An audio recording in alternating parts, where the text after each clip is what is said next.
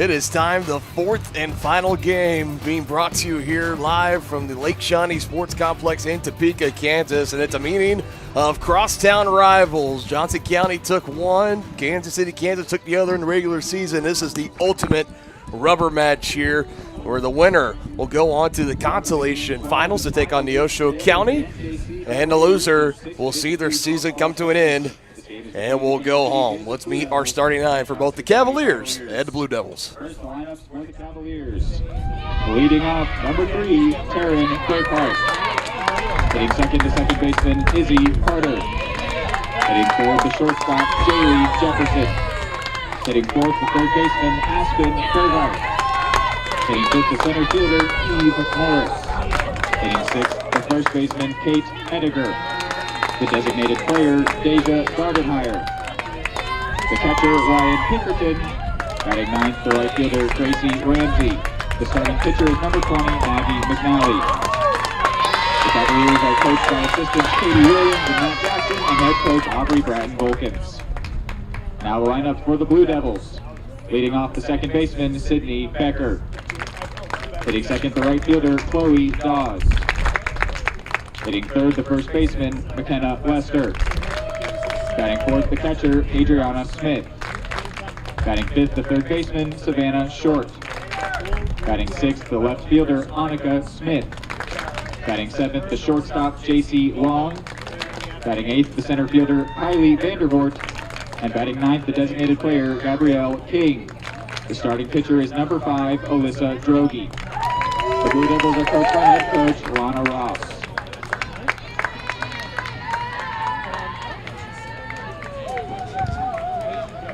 We are ready for this matchup. Johnson County being the visiting team will get their chance. We'll see them up to bat first. Pretty much the same lineup that we saw them have earlier this afternoon. Burkhart, Carter, followed by Jefferson. Any of them get on. Aspen Burkhart will be there in the cleanup spot. And for the second game in a row, we'll see Alyssa Drogi for Kansas City, Kansas. And Dennis, I know you, above anybody else, really appreciate solid pitching performances, and that is exactly what she had in the first game today. She's going 7 innings, just allowing 5 hits, 1 walk, 12 strikeouts in that game against Cowley that sent the Tigers back home. She went the distance, only allowing 2 runs in that big victory, 6-2 final.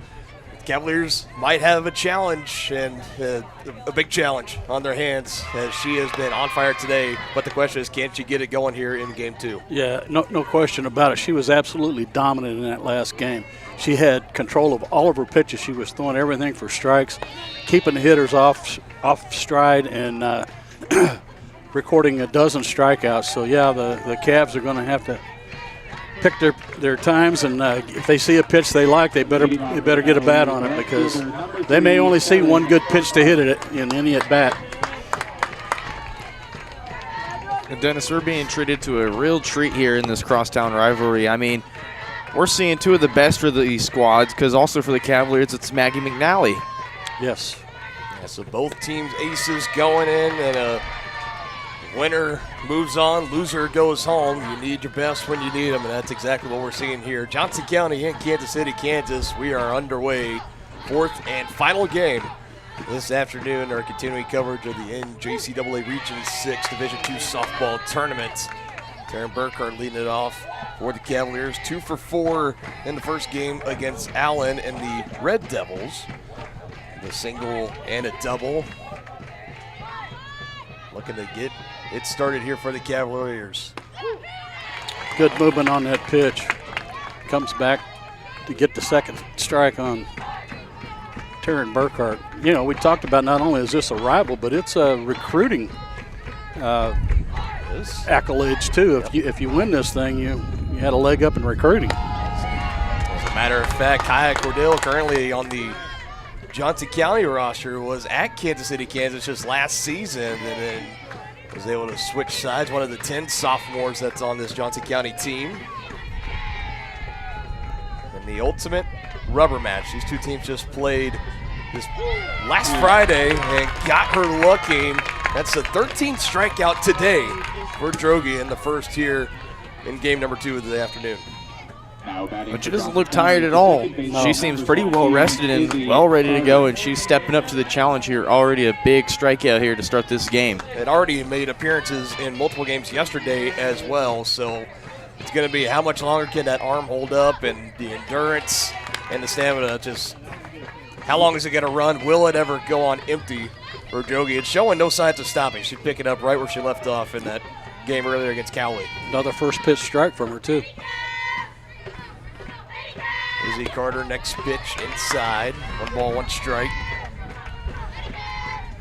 Cavaliers cannot afford a slow start like they've had in the last several games. Carter, one of the 3 Cavaliers to go 0 for 3 in their first game today. That's ground outs and fly out. 1-1 pitch from Drogi in there for a cold strike 2. Cavs are starting out being patient. Well, you got to go up there and look for a pitch to hit because she's going to be in the strike zone most of the day. Or she'll make you chase with those nasty breaking balls. Yeah, if you get you behind, she will. Just outside, 2 balls, 2 strikes, borderline pitch. Pretty gutsy one to take in a 2-strike count. Yeah, no question about it. You got to protect the plate, and that was a little close to take, but she got away with it.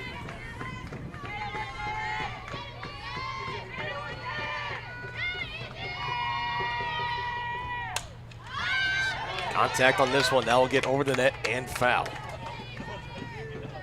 Fought off a good pitch there from Drogi.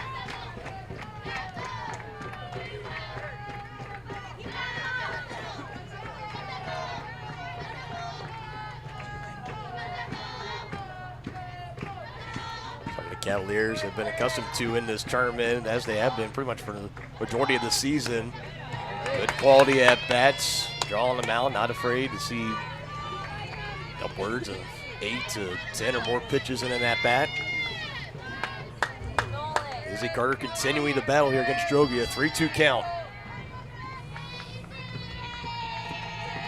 Next pitch on the way, and it's swung on the left side. That will drift up and foul into the Blue Devil bullpen. This is quite the battle here.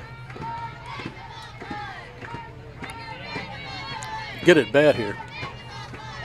She's seen some pitches.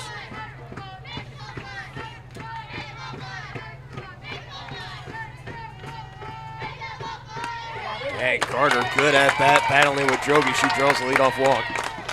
Yeah, and Second leadoff walk. yeah, like we talked about, fellas. If the Cavaliers can get Drogi's pitch count up, that's really what they want. They really would like to get her out of this game. Best way to do that is score some runs.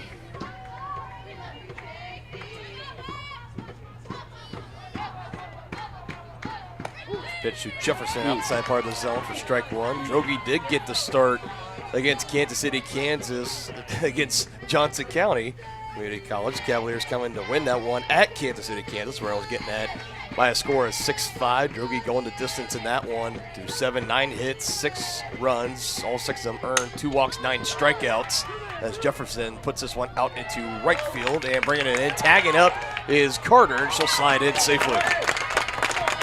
Heads up base running there by Izzy.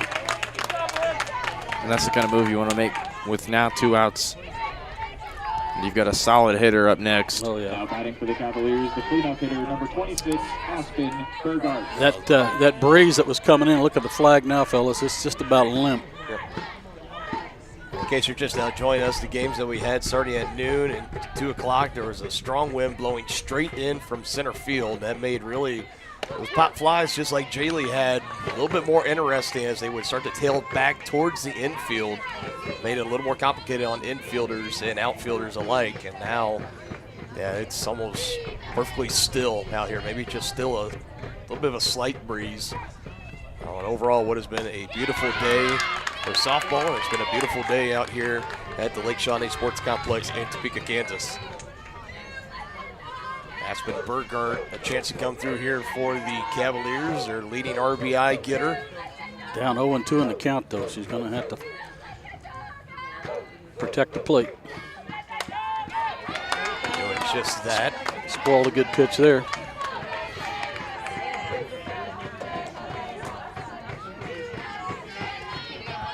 Aspen for 4 with a single in the first game today, 3rd total game in this tournament for Johnson County. This is number 4. Still an 0-2 count. Next pitch, got her full swing and a miss. So throw down to first in time. Melissa Droege outside of that walk from Carter handles the Cavaliers. We'll go to the bottom half of the first coming up next.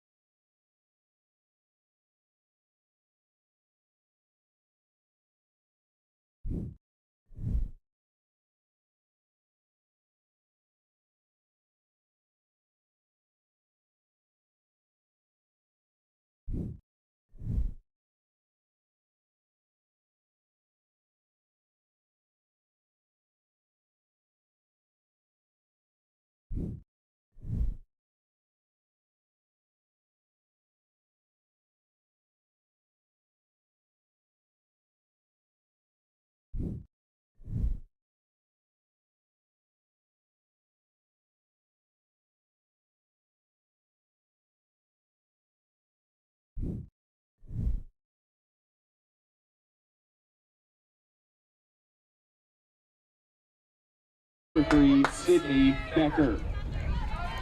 First, Becker, Dawes, and Lester, and Adriana Smith will be waiting in the cleanup spot if any of them get on for the Blue Devils. Becker leading off 1 for 3, a single in Kansas City, Kansas's game earlier against Cali, eliminating the Tigers.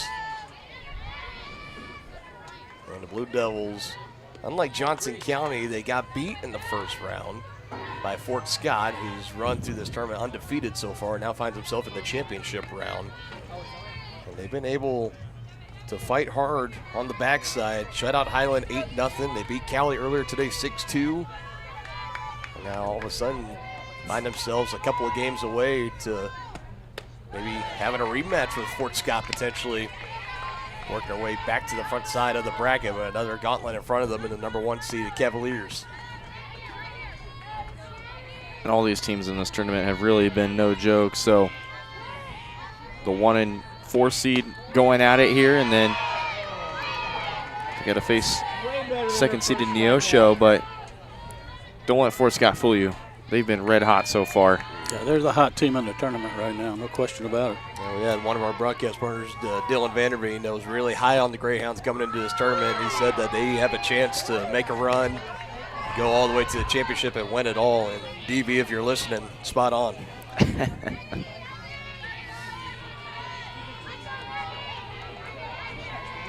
We appreciate him staying back home and covering the baseball team today. This has been a hands-on effort for all of our guys as that flare will get down out into right in front of Gracie Ramsey and a leadoff single for Becker. Blue Devils with their leadoff hitter on. Now batting the right fielder, number 6, Chloe Dawes. I feel like they've done that efficiently the past game, and now you're starting to go into game number 2 against a very good opponent. So setting that tempo early, especially against this Cav squad, is going to be important each inning. And the big matchup to always keep an eye on is the pitcher. We've seen already Alyssa Droege. Now back to Maggie McNally. This one squared high up into the air. That will brush against the netting, and pretty fortunate for Dawes, because that had all the makings of just a little pop-up in on the infield and for out number 1, but it goes into the net foul. Maggie McNally back in the circle for Johnson County. She's appeared in the win yesterday against Highland, came on relief of Jalen Lavers, who only went 2/3 of an inning, and she came on and pitched 2 2/3 of her own. 3 hits, 3 of those runs to come across, 4 strikeouts, 3 walks, and then this last appearance, the second game yesterday, she actually started against Fort Scott, ends up picking up the loss there in 6 innings pitched, 8 hits, 9 runs coming across, 7 of them being earned, 3 strikeouts, 6 walks, and 2 home runs. So McNally's looking to bounce back huge for her team here. You see the Blue Devils possibly playing small ball right here. That being, I think both coaches are thinking that runs are going to be at a premium in this game with both aces, both aces on the mound. So you're going to try and get runners in scoring position as early and as often as you can. Well, this one's popped up, and that will also get out of play. Foul. Yeah, I remember last time these two teams faced, had a doubleheader back on May 3rd, just 6 days ago.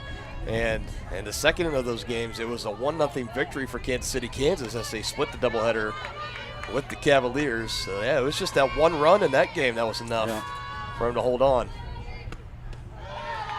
Both these teams very familiar with each other, not only being in the conference, but also just being crosstown rivals. And like you had mentioned earlier, kind of the recruiting grounds as well. They're aware of who they're competing for, a lot of the same players that they want, the others trying to bring them to their school as well, bring them onto their team. They bring out the best of one another. That's what rival teams are supposed to do. So we got a good at-bat drawn out here between McNally and Dawes. That's something I want to point out. Most of their recruitment they do is pretty local. So they have a lot of local talent. First walk of the game for McNally, followed by that leadoff single she had to Becker. Blue Devils have two aboard with just still nobody out. Johnson County fans making the travel out here, voicing their displeasure. So now we'll go to Lester. Pair of singles back in the game against Cowley. Takes that one just off the plate for ball one. And Dennis, this is something that earlier in the season for McNally, this is part of what really caused her struggles. It was that in these games, it was a really hard time trying to find the zone, get the pitch count up there, and eventually would have mislocation in her pitches. And we saw that yesterday against Fort Scott. And so far early here, not the best of starts, but still plenty of time to turn it around. Yeah, first inning jitters here. Yeah, both teams well aware of the pressure. 1-1 pitch, almost got her tied up there, but did she go around? They go down the third base line. He says she did not. 2 balls, 1 strike.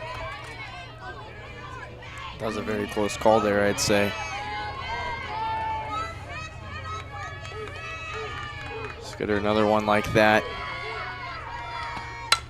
Off the end of the bat, Jefferson can't keep it from going out into the outfield. Everybody will hold up, and the bases are going to be loaded. A prime opportunity for Adriana Smith in the cleanup spot for the Blue Devils. Had a great game against Cali, had that solo home run. If she can replicate that here, Now for the Blue she Devils, can put the number Blue 16, Devils up in Adriana front Smith. by multiple runs and completely break this game open early. Well, there's no place to put her, that's for sure. And Johnson County off to a slow start again. Something that the Cavaliers, through this season, they've been fairly known, as we have been able to call them a few times, the cardiac Cavs through this season, to maybe wait a little bit to the later half of the innings. You get to innings 5 and 6, maybe 4, but they really start to like making some noise. But in this kind of fashion where you're 1 loss away from your season ending, you really cannot afford to go down early, especially by multiple runs. No, you can't. And Maggie is primarily, all year long she's been a strikeout pitcher. She needs a big strikeout right here. This is the one game, and I know we've said it so often here for this Cavaliers team, this is the one game you don't want to have a slow start in. And called foul as that was coming in and out of the glove of Aspen Berger, but hit on the left side of the chalk. Still an 0-2 count to Adriana Smith. That short currently on deck, also launched a home run earlier. In fact, it was a grand slam. And field meeting now for the Cavaliers, trying to talk things over with the bases loaded. You have to love Pinkerton stepping up, noting that they need to have this conversation, especially with a great count of 0-2. Just getting 1 out. Just getting 1 out will give you a big sigh of relief here. Yeah, strikeout would be huge here. As her in front, 0-2. Next pitch from McNally, Almost almost hit coming her. inside and hitting her. Would have been probably one of the last things you'd want to do, especially with the bases loaded. If you hit a batter, not only does a run come in to score, but Still loads the bases, and there's still nobody out. the struggles to consistently find the zone showing early here for McNally. Looking to turn it around. 1-2 pitch, and got her to swing Big through it. strikeout. Huge strikeout. Now the Cavs can play the infield for a double play at double play depth. For KCK, number 11, Savannah Short. But against the bottom of the order for KCK, that was really good against Cali. Exactly.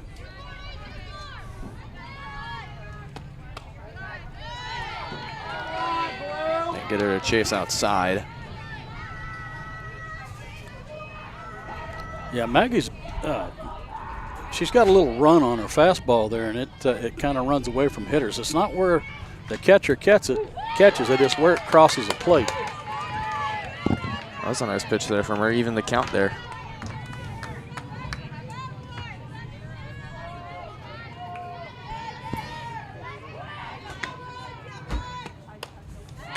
Oof, jammed her. Oh, a strikeout here really would be big.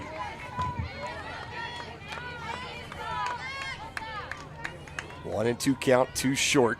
Got her set up. Let's see if she can put her away. Short can really join some elite company if she can get a hold of one here. Not too often you can hit 2 grand slams in the same day. McNally looking to avoid that at all costs right now. 2 balls, 2 strikes. Yeah, especially in a qualifying tournament like this.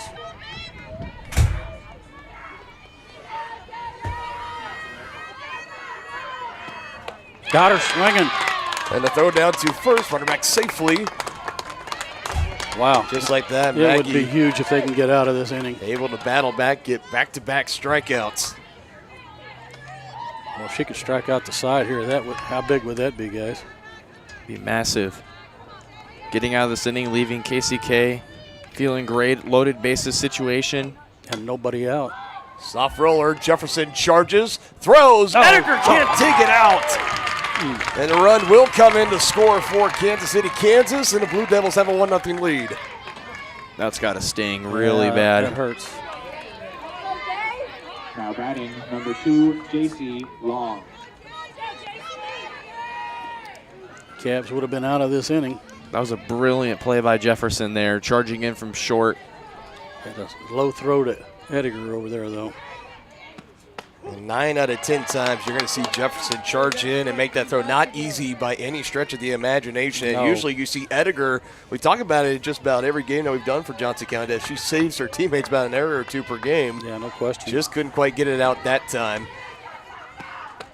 Malley settling in now, ahead in the count 0-2. If you can get her 3rd strikeout here and only surrender 1 run, and this bases loaded, no out jam that was, I think you got to take that as a huge win. Yeah, especially since it's an unearned run. Next pitch, Jess fouled off onto the netting from Long. Way late on that Maggie McNally fastball there. Long had a perfect game against Cali, 3 for 3, 2 doubles and a single. Looking to sting one out into the gap here. Bring more across for the Blue Devils. 0-2, swing and a miss. McNally, the signature fist pump on her way back in. And the bases were loaded, nobody out. Only 1 comes across the score on the error. And we go to the top of the 2nd. Blue Devils out in front by 1.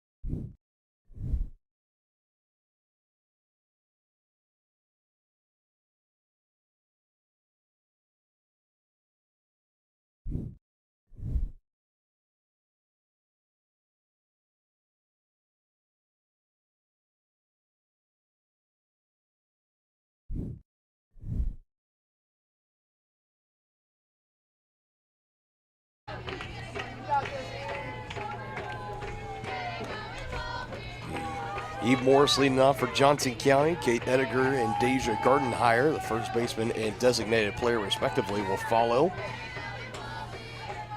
The really solid parts of the lineup today for Johnson County. First pitch swinging is Morris out there in right and tracking it in, moving to her left. And brings it in for the first out. Out there is Dawes. One pitch, one out for the Blue Devils. Can't get any better than that. And not having to worry as much with the wind. You can still see the flag. It's picking up a little bit every now and then, but still not as much. Yeah, it's about 12 miles an hour now. The only issue we have now is the sun. Yeah, that is true. That was a home run swing there by Kate. She had 2 of those yesterday. I mean, last game. But I mean, she had several of those swings yesterday as well, so. She got a couple if she can handle today. A 2-run home run and a solo shot. She grounds this one over to short. And quickly there's Stu gone into Cavaliers half of the second. Now batting the designated player number 4, Deja Gardenhire.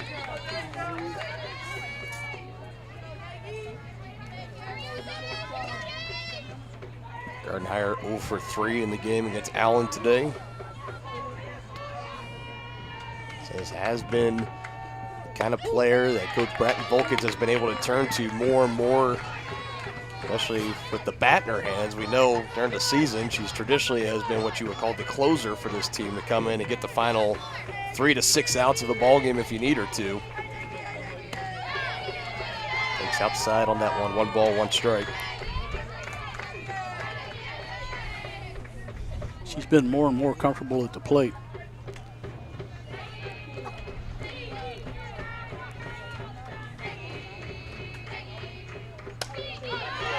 Pops this one foul and out of play. 1 ball, 2 strikes. I think shutting out Johnson County again this inning. Got to have some high momentum if you're at Kansas City. Melissa Drogi's already riding super high on confidence from her 12 strikeout performance earlier. Bobbled for a moment at short. That's going to be just enough time for Gardenhire to beat it up the line. That was scalded right at her. Now batting the catcher number 9, Ryan Pinkerton. They want to give that one, Dennis. Well, I think if you go ask that young lady at short, she'd say she should have had that ball. And she would have had plenty of time to throw her out. I'm probably not the one to ask, but I would say that's an E6. I would go with an E6 as well.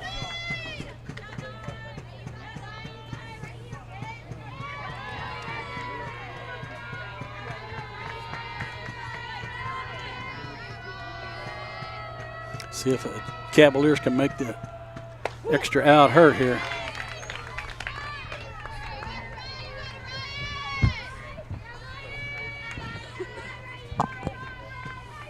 Ryan Pinkerton, the catcher, stepping in 1 for 2 with a double. Got a couple of RBIs attached to that double as well. Swinging and missed through there. Strong cut. Now behind in the count 0-2. And if you didn't watch the first game with Kansas City, Kansas, Alyssa Drogi, we've already talked about the number of strikeouts and stuff, but she has been so consistent throughout today and especially this tournament and the season of staying ahead in counts. A lot of 0-2, 1-2 counts. And she finishes it out with the strikeout there. That's her 3rd. A lot of velocity on that pitch. You could hear that glove really pop. And she has shut out the Cavaliers in back-to-back innings.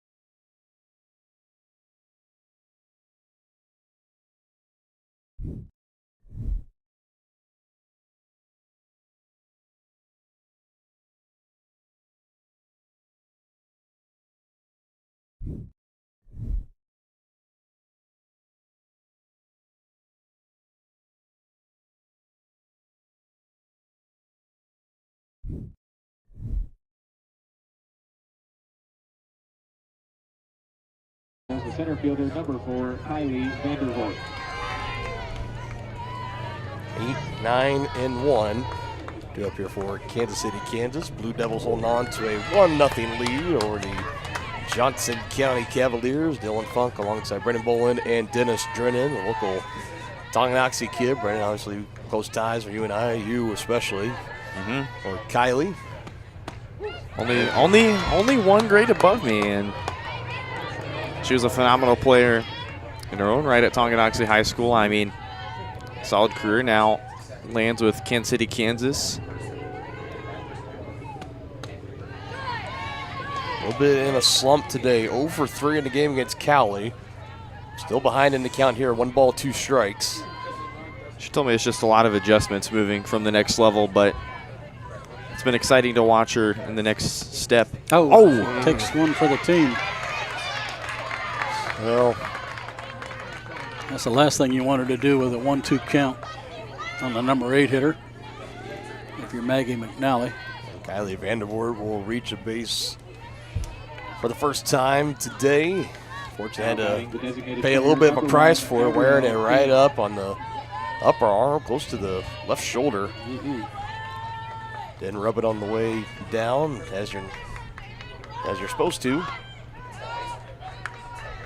Dancing around. Now we'll retreat back over to first base. Pinkerton keeping a close eye on her. We know Ryan for Johnson County. She's not afraid to throw down the line either way. Oh, no. If she feels like you're getting just about a half step too far from the bag, she will put it on a line quickly. Yes, this one gets away. I don't think Vandervoort got a good read on it. She's still staying put at first base. Now in a 2-0 count to King, who designated player and batting 9th for the Blue Devils. Yeah, you don't want to let this 9 hitter get away from you. Yeah, she got a 3-0 count on her. King also went 0 for 3 in the first game against Cali, but ahead here. No chance to reach a board. That was the trouble in the first inning for Maggie McNally. Had a couple of singles, had a walk, and eventually found the bases were loaded with nobody out. And were able to strike out 3 of the last 4 that she had faced. She hits and walks the 8 and 9 hitters. That's not what you want to do in this situation. It's definitely not ideal. Now we go back to the top of the order with Becker. Was the lone run that came around to score after her leadoff single. She's in a great spot here. 2 on, nobody out. Had a good game 1. See if we see a bunt here. Boy, that one almost coming inside, hitting her as well. You see McNally kind of shaking her head a little bit. She's having a hard time trying to get a hold of her control. And I believe I understand what she's trying to do. She's trying to get that inside corner or the inside part of the zone where KCK kind of struggled in game 1 to hit. It's just now it's not slipping out of her hand the right way. Hey, where is that? Come on now. Johnson County fans seem to be on her side, voicing their displeasure. I feel like the zone's maybe a little bit smaller. This one slapped out. Ramsey getting back on it right, able to bring it in. Vandervoort will tag up from second. She'll pull up into third. Blue Devils able to advance the runner to third with less than 2 out. Next up for KCK, number 6, Chloe Dawes. Just a productive out. That's what you were looking to do there. Now we got a quick time here.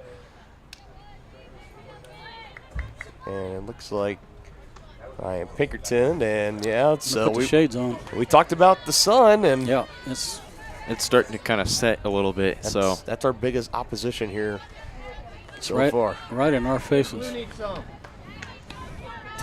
Makes Dennis's camera look a little interesting, and then going to first and third base side actually a little iffy, but first base side perfectly clear. But well, the sun will continue to set. Everyone just. It'll be great. We're going through It's a great game. It's been a great game. We've treated it's been a great day here. No question. Keep working. A lot of day 2 action. A lot of good softball played. The field is starting to slim down. We've sent 2 teams home already today, and one more He'll be sitting home after this game is done. Maggie's still struggling to find her control.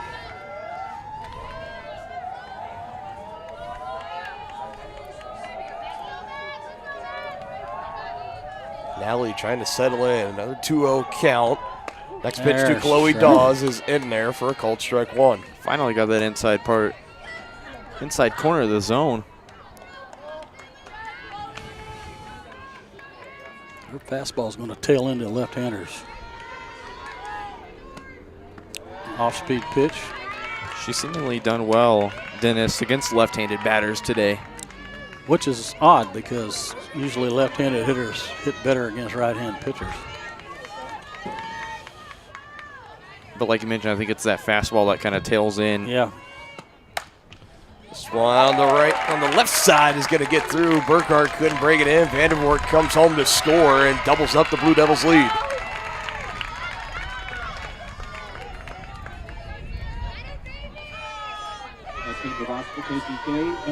That Vandervoort that led off the inning got on with the hit by pitch. Now comes in to score, and that walk followed by King is now in scoring position at second on the RBI single from Dawes. We've talked about many times how runners that reach either the walk or hit by pitch where there's no defense at all, but you can play against it, how often they come around and score. And that number was close to about, at this level, it was close to low to mid-60s? Yes, Is that correct? that's correct. Jefferson will take the play over to third. That was a good play by Jaylee Jefferson there to cut that lead run down at third base. Now we have 2 outs. Heads up, knowing where the play is going to be. We'll see it. Coach Bratton Volkins dials up here. Looks like she's going to have corners a little shallow. And then the middle part of the infield definitely back towards the outfield.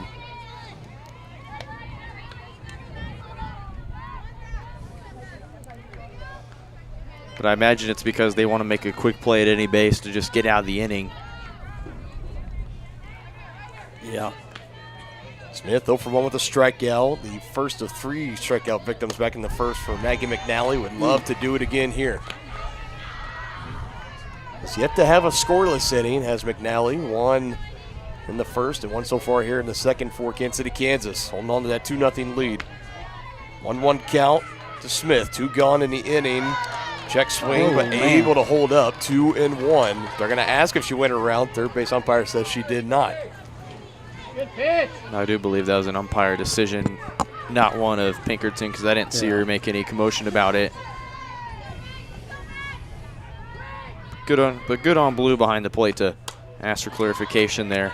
It's something that we've seen maybe a little bit more and more in the evolution of both baseball and softball. Maybe umpires taking the extra time and just making the double check, make sure they get the call right. I think that's you have to always a good applaud thing. that. The 2-2 pitch. You got a strikeout. She needed it. Yeah, I think Are you sure?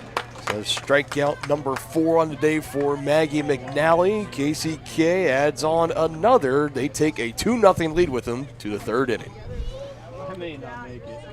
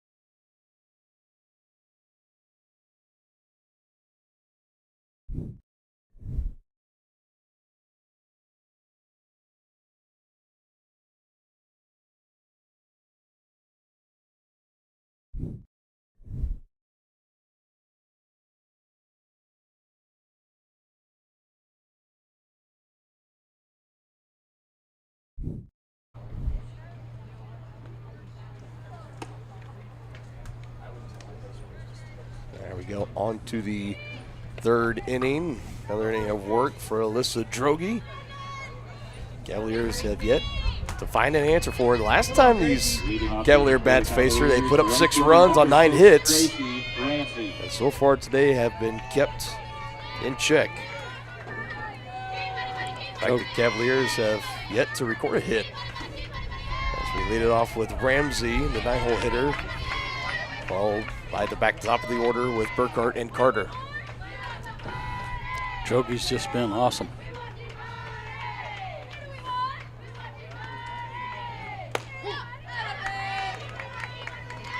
Another nice pitch on that outside corner. She's got some giddy up on that fastball. That's been the key for Drogy. She's been able to mix up her pitches, keep batters guessing, and work all parts of the strike zone. Yeah, we got away from her.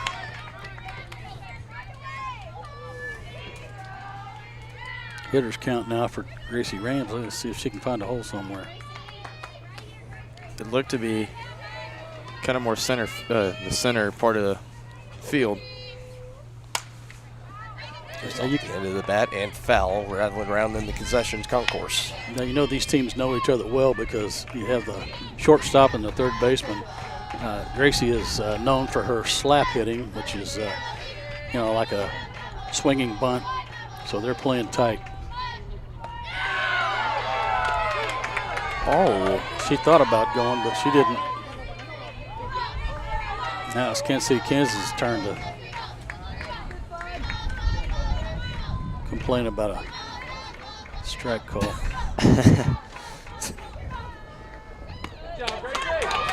See, that's a big walk for Gracie. That's a 9-hitter.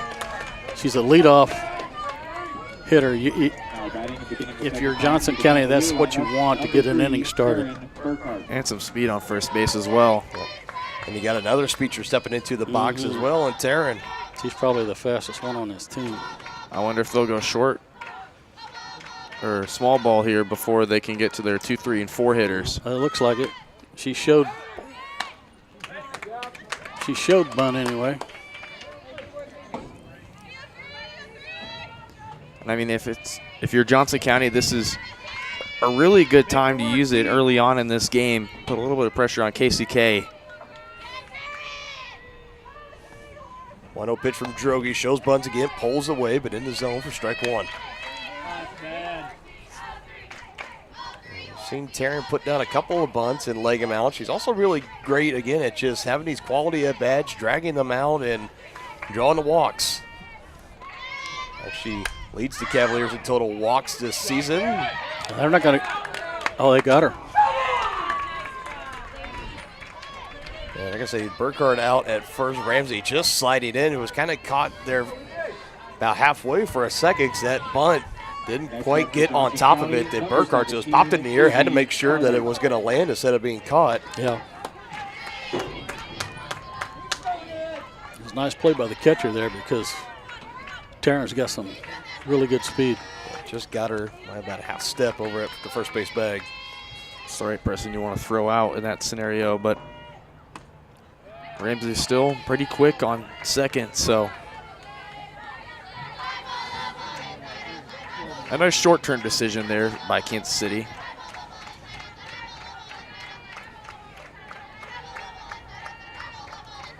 Carter reached with the walk in her first plate appearance. Was left stranded at second base back in the first inning. She's got to count her way now at 2-0. I think strategy for Johnson County in this game is the longer you can drag out Drogy, the more tired she's possibly going to get, but she's still wheeling and dealing here, so it's too early to tell on that part, but I think pitch count's going to play a big factor as well in this game, besides runs being a premium. Drogy does not look like somebody that has been pitching in pretty much every single game the Blue Devils had played here at this tournament. Yeah, she's been solid. We'll get away for a moment. Ramsey, and she will beat it out. Catcher will just put it in her pocket, not going to make a throw. Good heads up base running right there by Gracie Ramsey. Now she's in scoring position at third with only 1 out. So a well-placed out could score her here. And Ramsey also had a nice jump there. The catcher was a little slow to get to it, but then As soon as she saw Ramsey about halfway to third, she's like, I'm not going to contest this one at all. I'm just going to let her go. But Johnson County, they've had great base running all day today, so putting a runner in scoring position here in the third to try and answer back after KCK's put 2 spot on you. 3-2 on the way. Carter makes contact out there in left. That's That it, lands it's down. fair, and it'll go by the left fielder, having a hard time She's getting in. going Carter pulling into third. Brad Volkins is going to wave her around. It's an inside the park home run. How about it? You can't get any better than that. Call it a Little League home run if you want Yep. to. There's no reason that Carter should have been able to round the bases and score.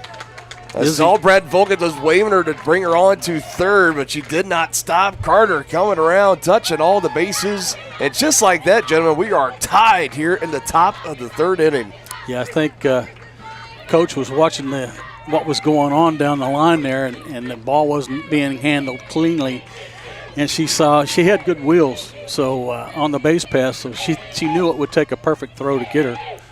So good job on her part by sending that runner home.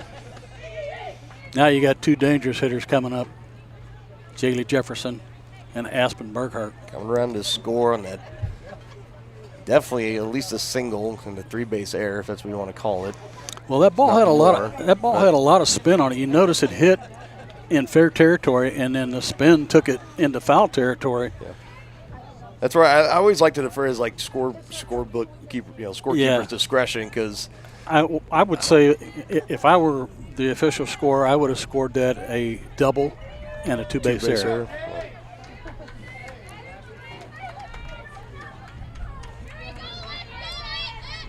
Regardless, in the end, it goes as a hit for Izzy Carter, and it goes with two RBIs attached to it.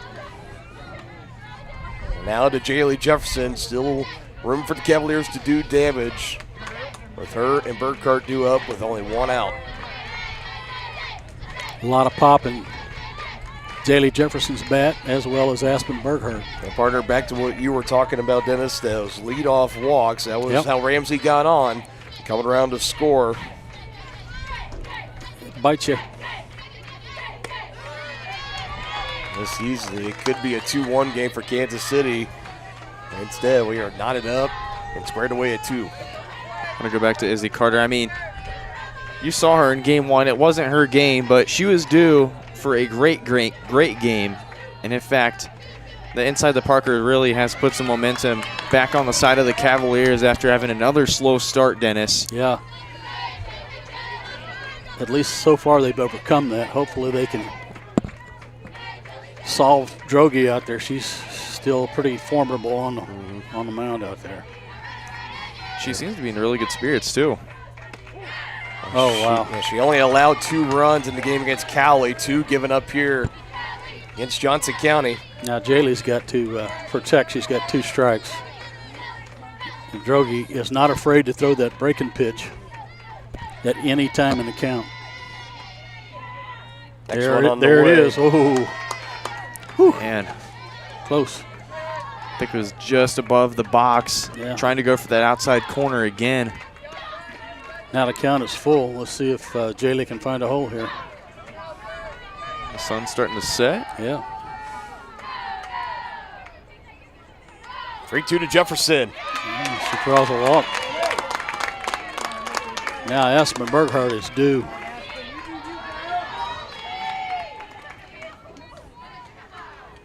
A strikeout on the drop third strike back in the first inning. Aspen Burkhart. Not often do you see a player leading the team in home runs and batting average. That was a wicked cut right there. With that batting average on the season at .525, Yeah, taking can you into imagine? what she's done here in the tournament. It's just a point under at .524, 80 RBIs, 23 home runs. That's a single season record in Johnson County program history. Now you went chasing after that Yeah, one, 0-2. She chased a bad ball there. Now she's down 0-2 to Drogi, and that's not a good place to be in the count. You just have to protect and be defensive here because you don't know what she's going to throw. She can mix it up, definitely. 0-2 on the way. Oh. Burghardt just gets a piece of it straight back to the net. She brought the heater. Spoiled by Aspen there. But it was nice of Aspen to kind of read that. She's like, I've seen a couple off-speed pitches. I wonder when she's going to go back to that heater. Read it perfectly. She did, and she fouled it straight back. That means she had the pitch timed. Oh, man. Watches that one go almost all the way down. Had her hunched over almost 1-2. I feel like she was reading that off-speed too. Outside lower part of the corner. Maybe we'll see backdoor. We'll see what she attacks with here on a 1-2 count. Wind to delivers. Burkhardt dies out right to the second baseman, and they'll go to second for one. Burkhardt will run it up the line.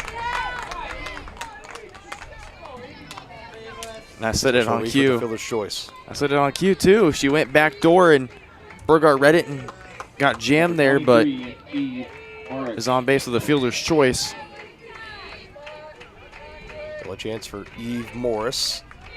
393 average, 44 RBIs, collecting 53 hits, including 20 doubles, 1 triple, 9 home runs. And solid with the mitt out there and roaming around in center field. The Cavaliers really missed her, especially at the bat. She had her absence out with that shoulder injury that she sustained about, at this point, about maybe 2-3 weekends ago. It was a play where she was diving out in center for a full extension grab. It kind of landed awkwardly on her throwing shoulder on the right side. She stayed in for about an extra play or two. She, matter of fact, caught a pop fly the very next bat. And Coach Brett Volkins and the rest of the coaches saw she was in discomfort, brought her out, missed a few games, but is now back fully healthy here in the tournament. She flies out on the short side of the field. The 2 runs coming across for Johnson County. Izzy Carter responsible for both those RBIs. We're tied at 2.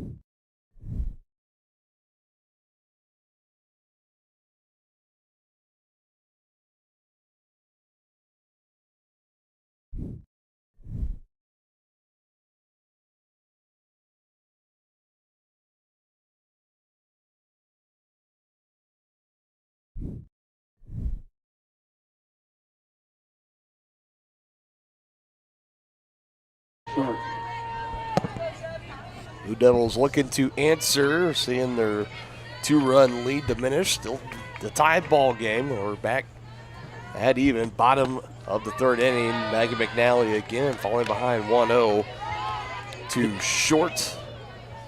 Due up here, followed by Annika Smith and J.C. Long. Yeah, and if you're Maggie McNally here, your team just got you back in this game. You want to come out and have a strong inning here. She falls behind 2-0. Her control's there, just the command and location that she wants is not there. But I think everything else for her has been phenomenal.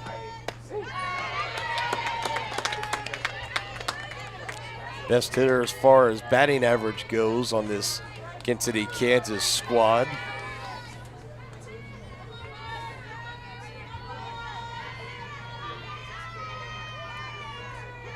Batting average of .409, 67 hits, 15 doubles, 7 home runs, 52 RBIs.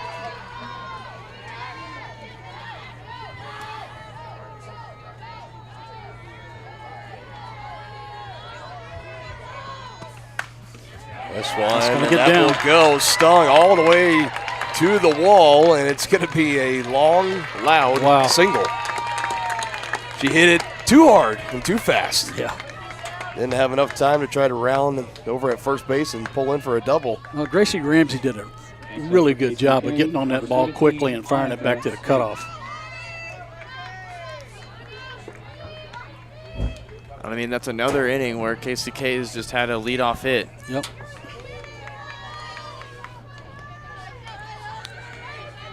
They just need to figure out how to come through with runs, which they have. The first 2 innings, they've scored a run each, but Dennis, I'm talking about more than just one run. I think to win this game, you got to get more than just 1 run per inning. Well, you know, they really squandered a good chance in that first inning when they had the bases loaded and nobody out. Breaky pitch had her fooled. Annika Smith going around. Good pitch for McNally in front, 0-2, looking to put her away, following the leadoff single from short. I'm going to say this because both these aces look to be a little tired. I mean, McNally more than Droege, but this is going to be the game of whether you can figure out the ace or not and how many runs you can stack up an inning, because this is going to be an offensive battle, I feel like, to the end.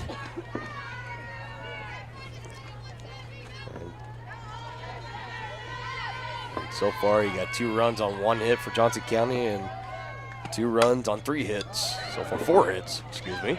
Nice For job. KCK. Double Good job play. applying the tag by Izzy Carter, quickly getting it back over to first. Oh, Dennis, you'll have to take a 4-3 there. Yeah, But a 4-3 unassisted double play. We'll take it. And that double play fell right in Johnson County's laps.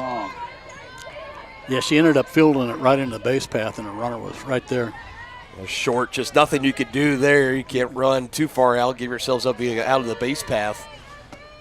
Just has to take the tag. Now this one back up the middle. Jefferson diving for it, can't keep it in the infield. It goes out into center for a 2-out knock. Well, we've seen her knock a lot of those down throughout the season.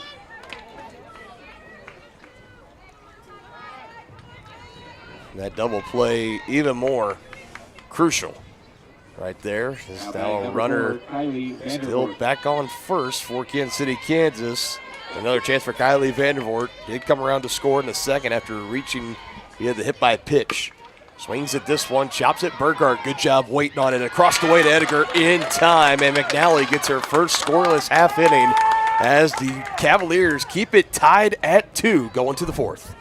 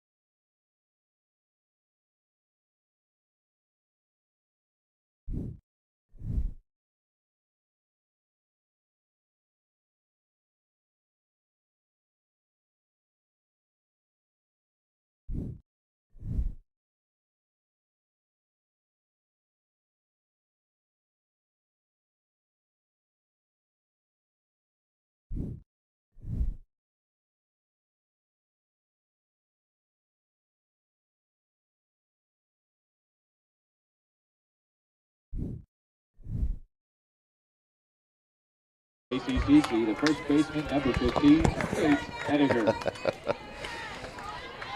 Edgar, Gardenhire, Pinkerton here as we start inning number 4 between these two crosstown rivals, Johnson County and KCK.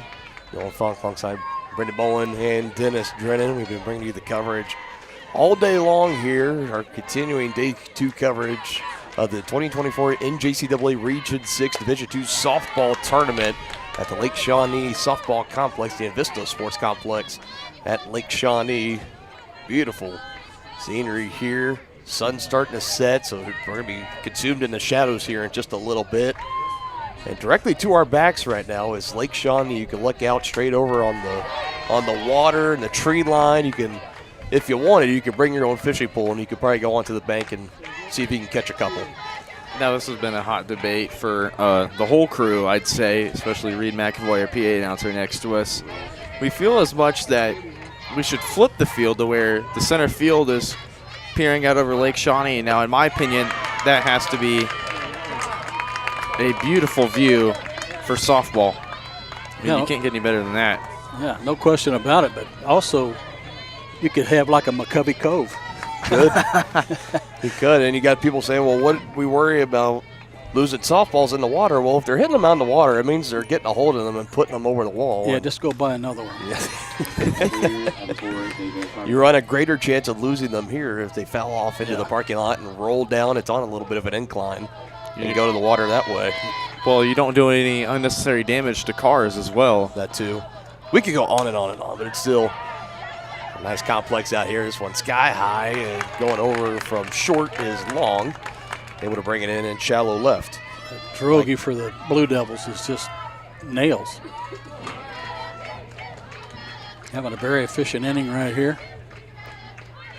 I think you need to respond back after that inside the park home run. She's done a phenomenal job answering right back, keeping Johnson County in check.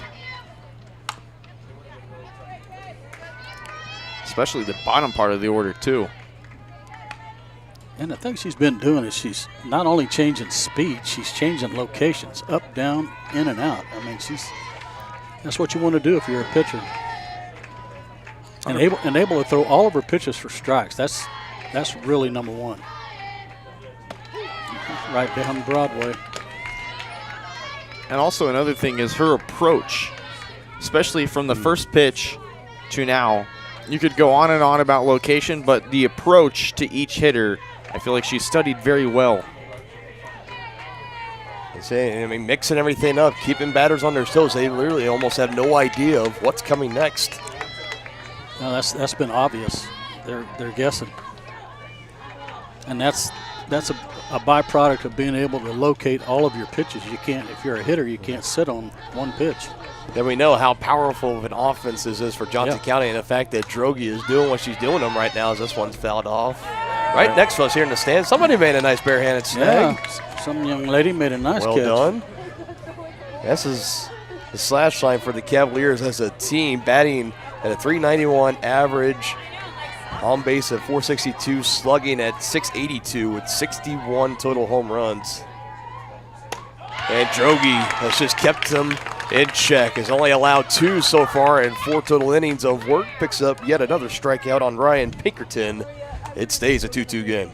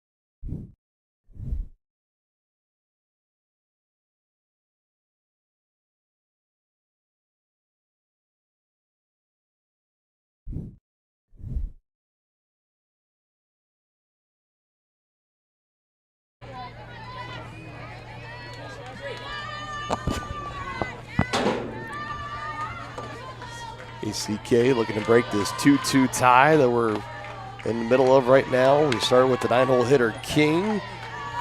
Set to record an official at bat. Reached with a walk and eventually was tagged out with a force out over at third on a fielder's choice back in the second inning. We'll go back to the top of the order with Becker and Dawes. For McNally had her first scoreless inning in the bottom of the third, and a lot of that was thanks in part to a big 4-3 unassisted double play from Izzy Carter. That was just right place, right time, tagged the runner out and handed it over to Ediger to complete the double play. Come on, man, get real. We promise, folks, the sun is, like Brendan's been saying, it is really, really close to setting. So I know you see the little flares on the screen right now. Those will be going away here within the next half inning or so. I'm fairly confident. There's a nice set of tree lines it's about to go under. I mean, it's not too visible from Dennis's camera. Well, the flares, yes, but it's not like glaring down directly on the camera to where it's like shadows. 2-2 pitch, outside part, got her looking, strike 3 called. There's been quite a couple strikeouts on both sides. Now batting and beginning the third time through the blue So you double can see lineup. what So I think it's about the first half inning that the Blue Devils haven't gotten their leadoff hitter on.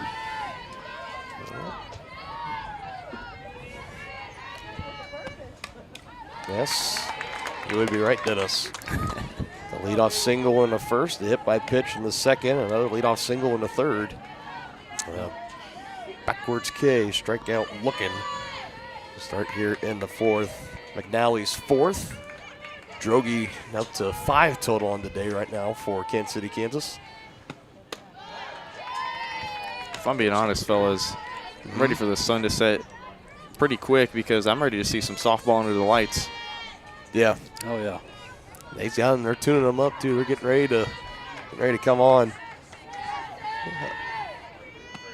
Oh, A big, you know, man. in a big game like this too, with this magnitude and prime time, this should be played under the lights. yep. Oh, yeah. It belongs under the lights. That was really a nice breaking pitch there by Maggie. She just didn't get the call. Especially the championship game.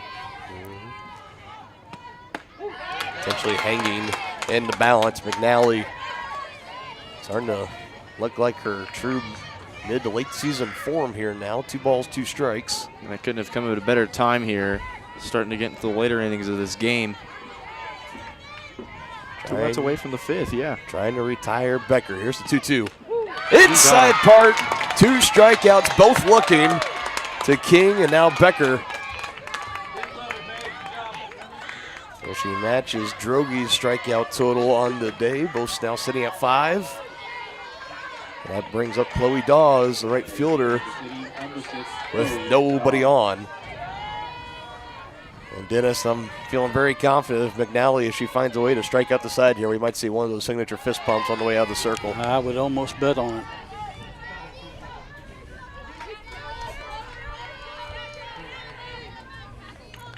She's very emotional, not afraid to show it. Dawes at an RBI single back in the second. Doesn't chase at that one. 2 balls, no strikes.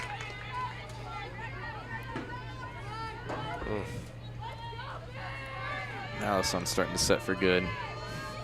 Going behind those trees anyway. Bounce right in front of the plate. Foul ball called.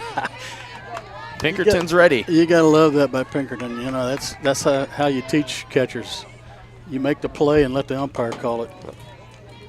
Certainly comes from a powerhouse softball school.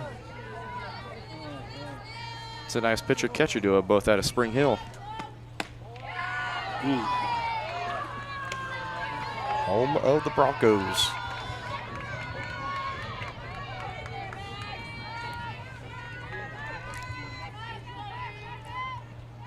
Counting up to 3-1, still in favor of Dawes. Next pitch on the way from McNally. Chops it up the middle. Jefferson snags it and throws. Nicely done.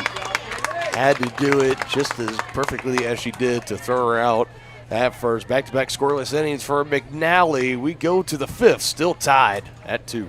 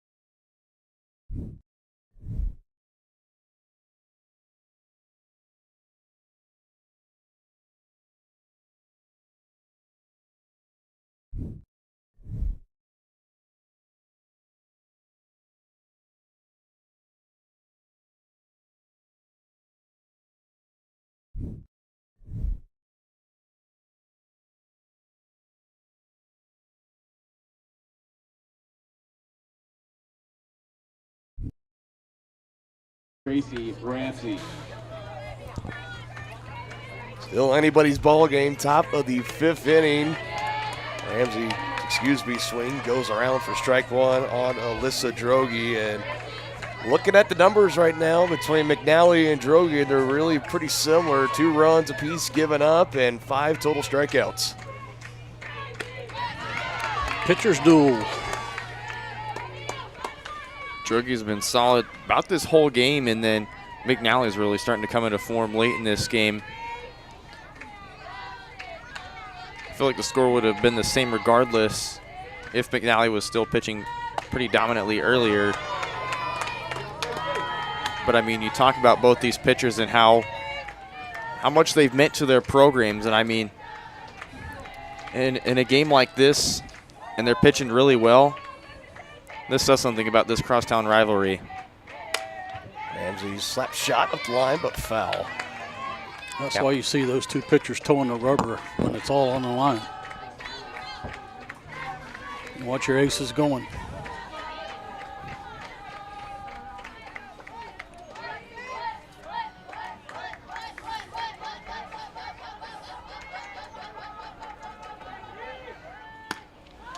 Oof. Trying to work that outside corner. Second pitch she's thrown this at bat in that exact spot. Hasn't been able to get the call. It's 2-2.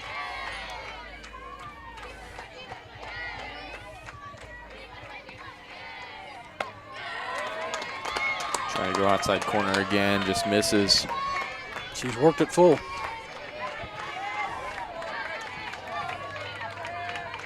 Now it's huge if you're Johnson County. Work the count every single at bat. Ramsey That's sits down. on that one just over the glove over there on the second base side. And a good battle for Gracie Ramsey. Behind in the count 0-2, able to work it back full, and it leads to a leadoff single. Big hit for the number 9 hitter there. Number 3, Taryn Burkhart. You fell behind, you went back ahead, and then square up a good pitch there, bloop it into right field. That's the kind of at bat you need from Gracie Ramsey, who's been really big in this game.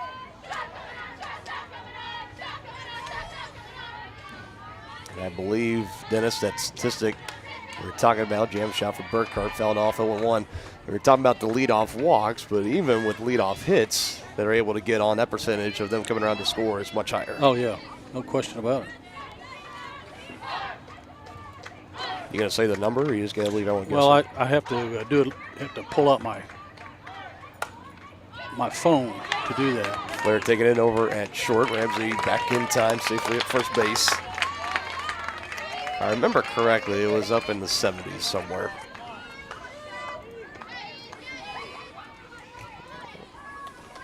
Now batting for the Cavaliers, number 17, Izzy Carter.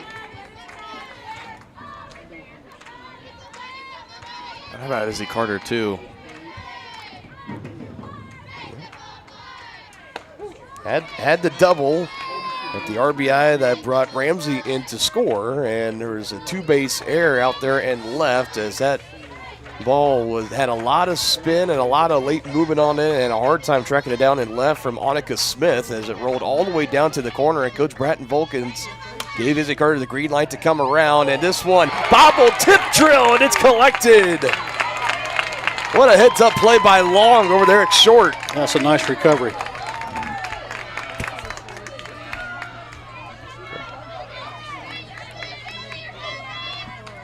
Unbelievable. The wherewithal to track it, see it in your glove, and it bobbles in and out, and to have enough of the quick reflexes to get a hold of it and hold on.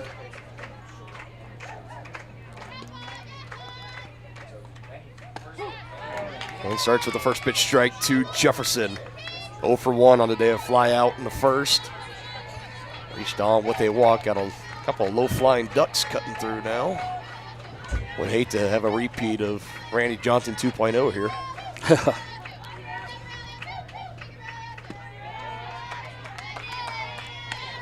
For those that don't know, just go to Google and type in Randy Johnson bird. You'll see. It's the seagull, as I recall. It was up in Seattle, I believe. It wasn't a whole lot of anything when he made contact It with was it. just a lot of feathers. We're giving it away for people that don't know. 1-1 Jefferson, a little bit of a late swing, cuts through it. Now behind 1-2. And again, going back to that point, some of these at bat for the Cavaliers through the regular season, not a whole lot of guessing done, but it looks like there's been a majority of guessing in these swings against Drogi. Choking up, ready to protect. 1-2 on the way, inside, off the plate, 2-2.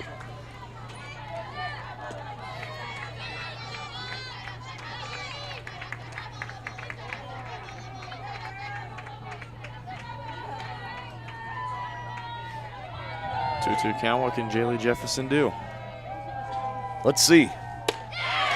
Swing and a miss.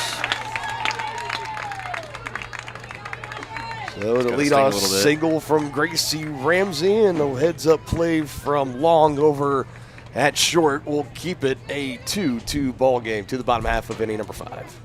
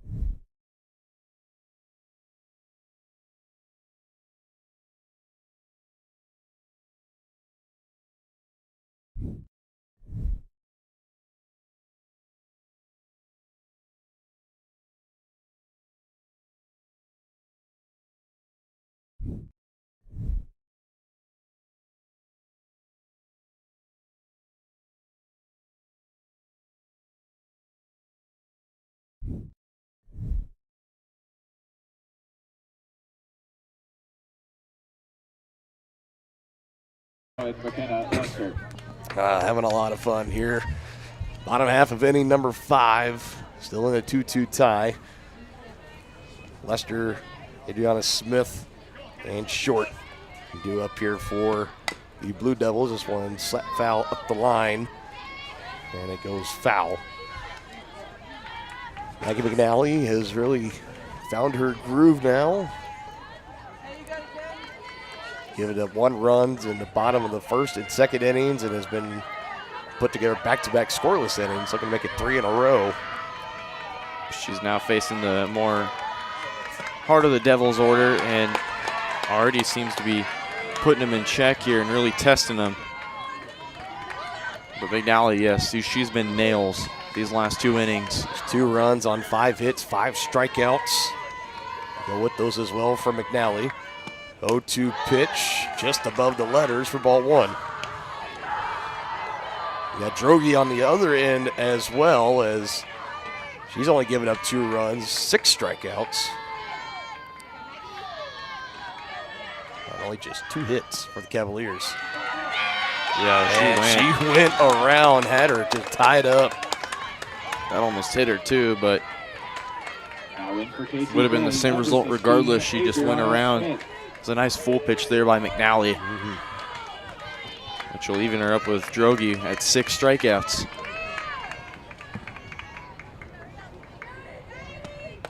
Oh. Back to Adriana Smith, suffered back-to-back strikeouts.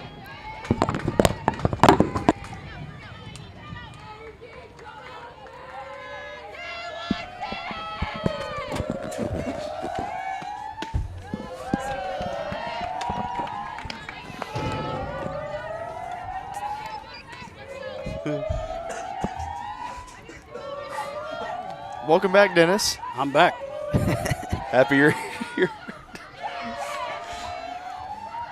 2-0 in there for strike 1.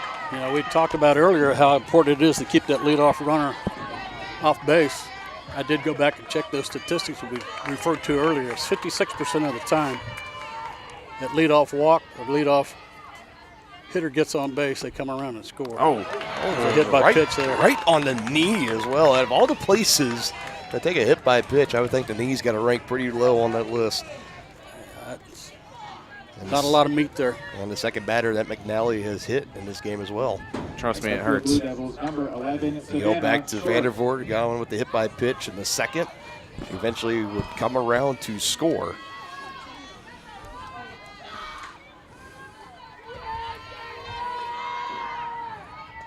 1 for 2 day for short. That one close on the inside as well, off the plate for ball 1.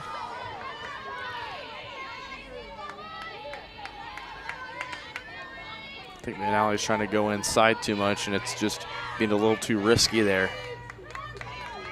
I don't think there's any question. This umpires had a tighter strike zone than some of the other ones we've seen today.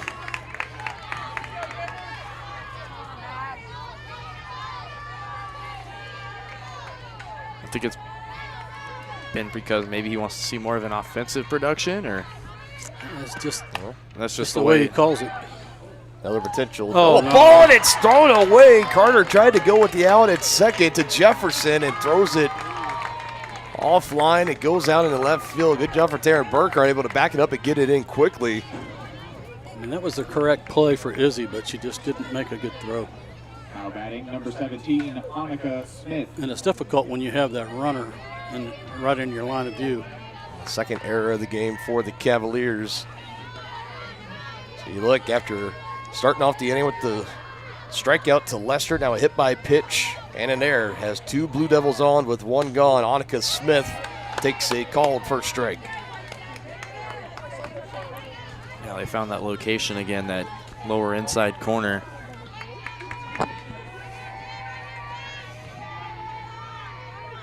McNally's had some success with that.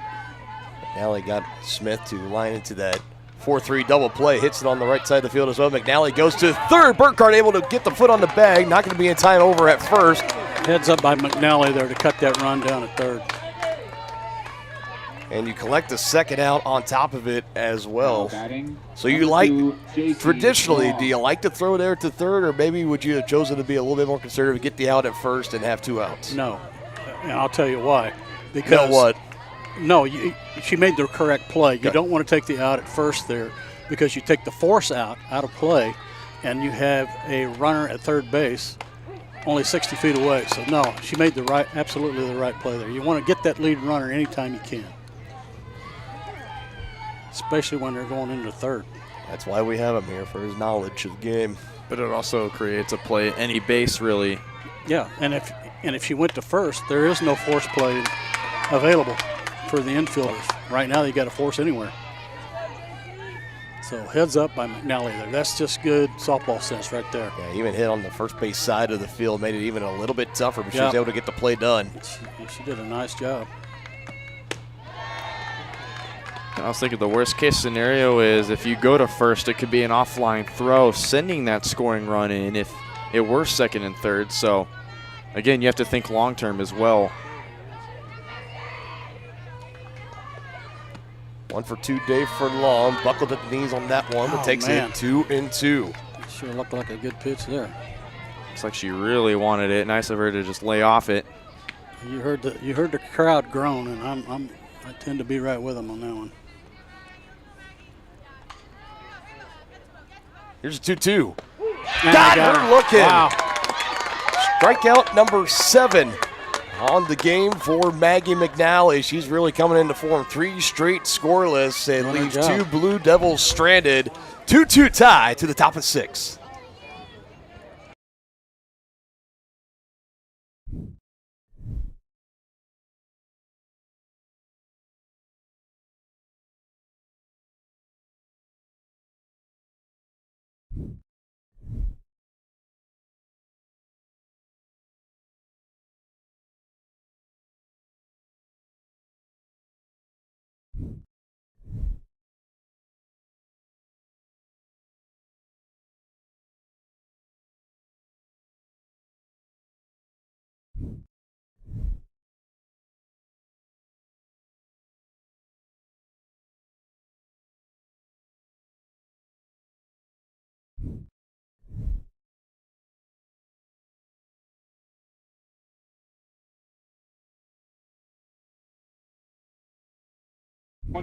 Aspen Burgart.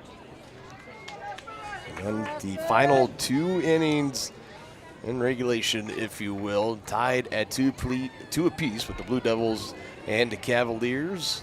Johnson County, the number 1 seed in the tournament.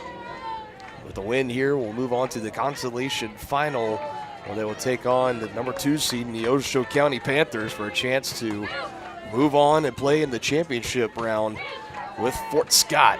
Greyhounds undefeated in this tournament, so they are in the driver's seat, or whatever the thing Dennis likes to call it. Catbird seat. Catbird seat.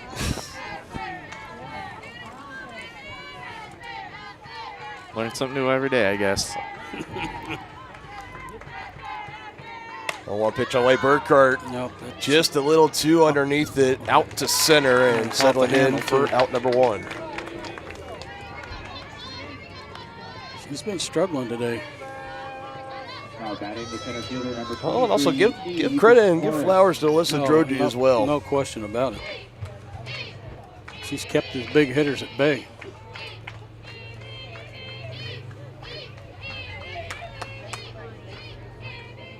Morris 0 for 2 in the game. Swings at the first pitch and goes foul. And Drogi's still bringing it up there with good velocity. That you see so many of these foul balls coming off the Cavs' bats, or off to the opposite side. So says they're behind the pitch. Nice.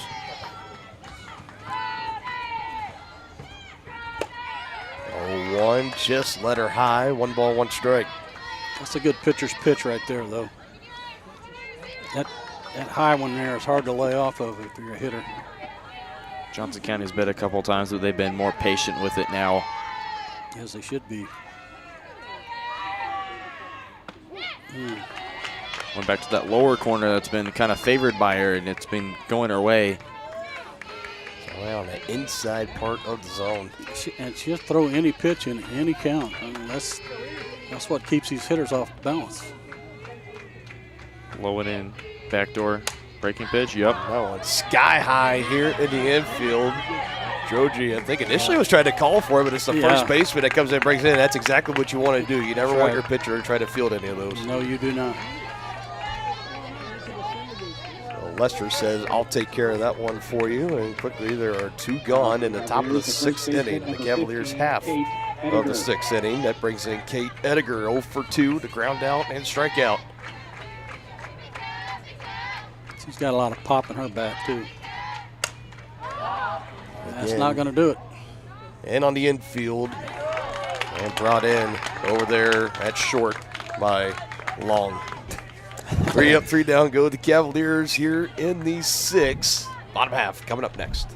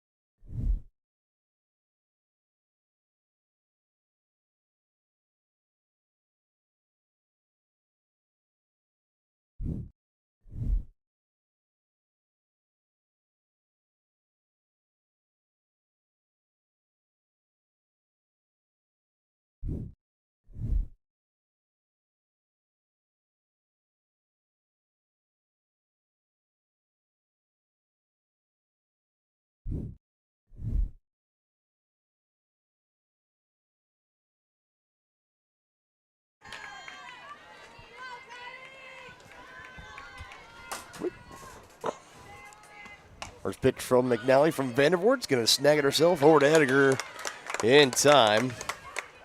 1 pitch, 1 out in the Blue Devils half of the 6th inning. Funk, Bolin, Drennan alongside with you guys here.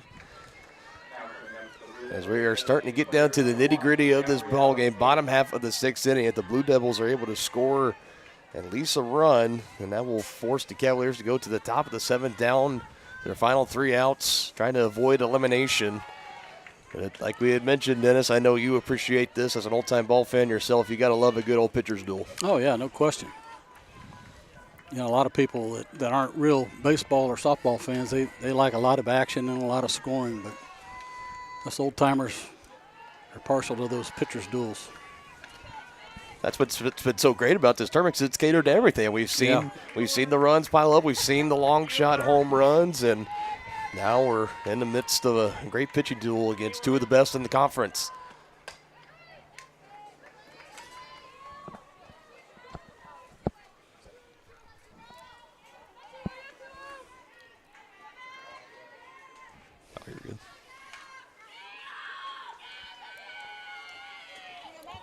The benches are still active at a nice time of about 8:30 o'clock at night. Yeah, the enthusiasm and energy of these lady softball players, I'm telling you what, it's amazing. Especially for Kansas City, Kansas. I mean, they've been here maybe since 10:30 in the morning now, as we're closing in on 8:30 in the evening. That's what happens when you get on that backside.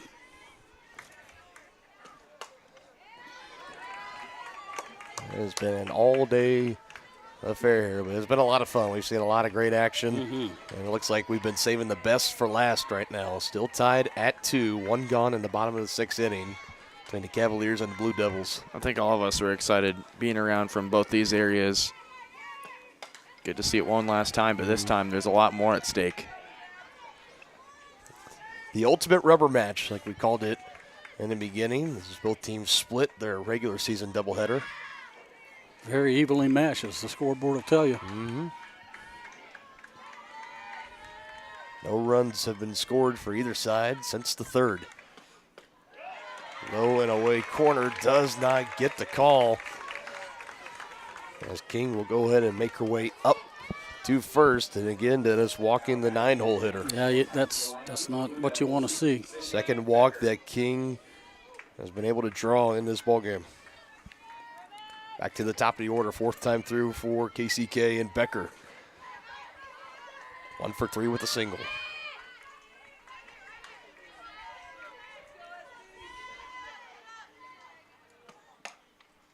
Hold, that goes foul. Good backhand by Aspen Burkhart, all on top of it just in case. And you love the Johnson County infield staying active. Still a pretty close ball game with a run really giving an edge to either team. Maggie had her tied up there. Yeah, she's got her set up 0-2 here. Be a good time to get a punch out.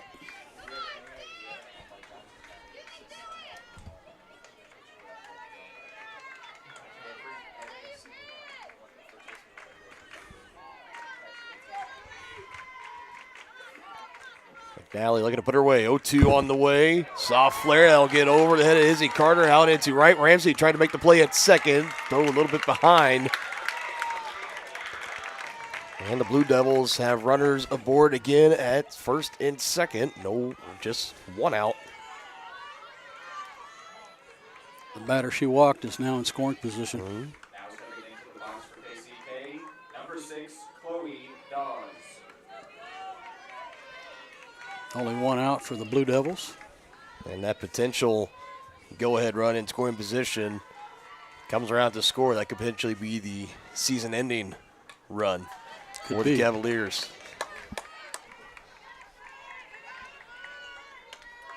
There's an arm active in Johnson County's bullpen. Just now saw that out of the corner of my eye.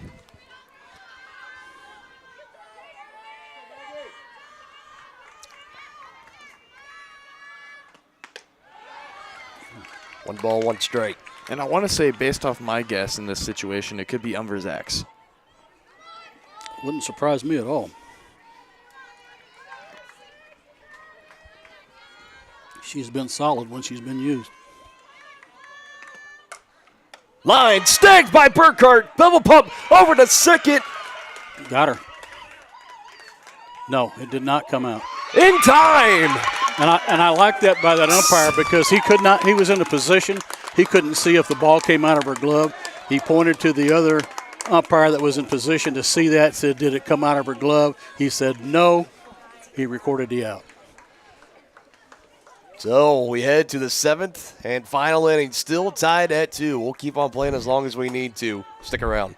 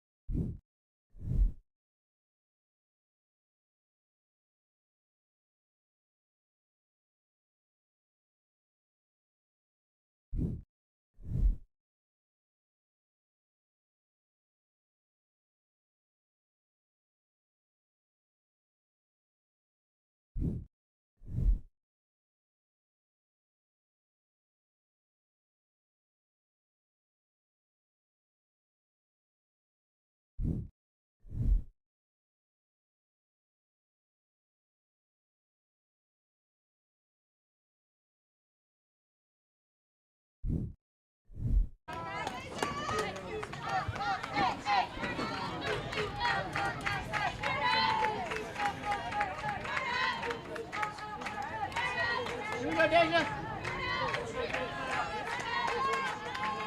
Line drive basic, kid. So it's all going to be coming down to this top half of the 7th inning.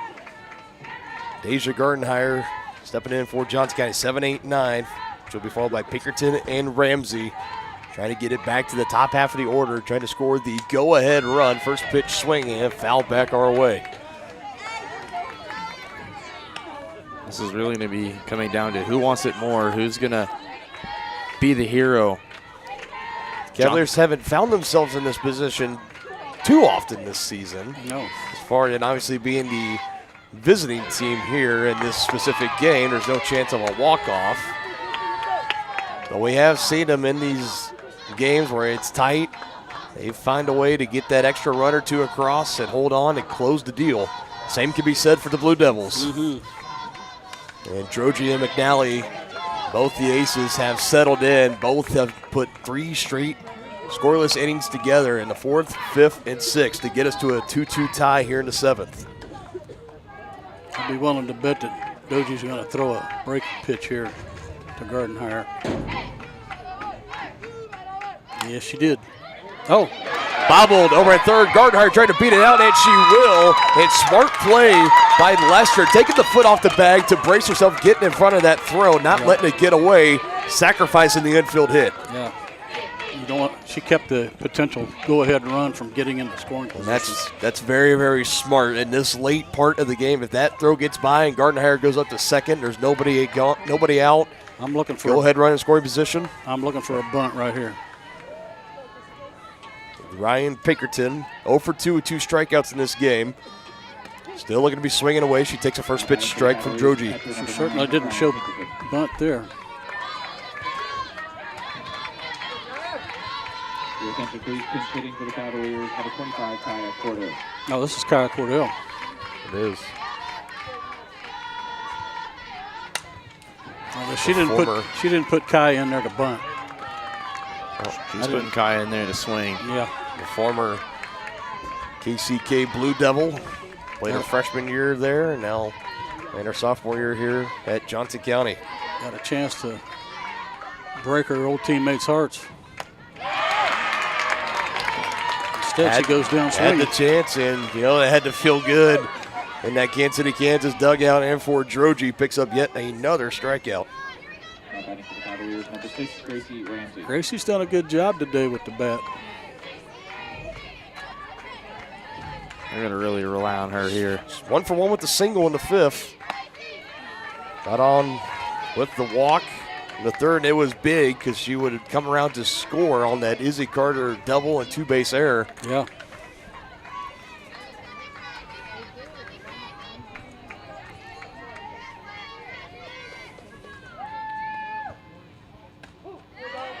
Good location there. Yeah, it's a good pitch. Gracie would have swung at that. That'd have been a ground ball. A 375 average for Ramsey, including 18 RBIs on 39 hits, and 4 extra base hits, including their 1 home run that she hit on sophomore day. She pops this one high in the air, diving for it. Great effort play. Just can't bring it in. Adriana Smith, the catcher. Yeah, what an effort there. You can see what this game means to these young ladies. Get some kudos there from Goji, the teammate. Looked like she might have got a hip pointer there. Maybe so, and home plate umpire, I think he might give her, well, he was checking on her, make sure she was okay. She gets down and said, let's keep on going. 1-2 count still to Ramsey. Runner at first is Gardenhire for the Cavaliers. Drogy winds and delivers. Outside, just off the plate, 2-2. That's been kind of the specialty for Drogy in that outside corner. Yeah, you want to hold your breath on that one. That was almost too close to take.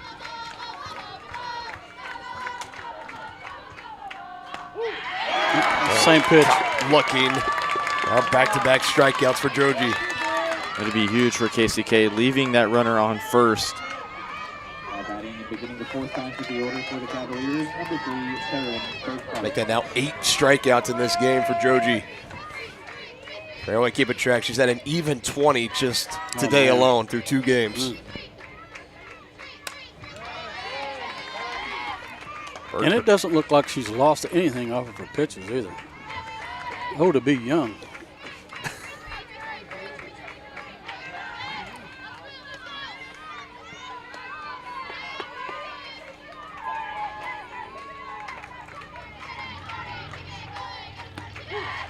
Holy cow, she's just digging.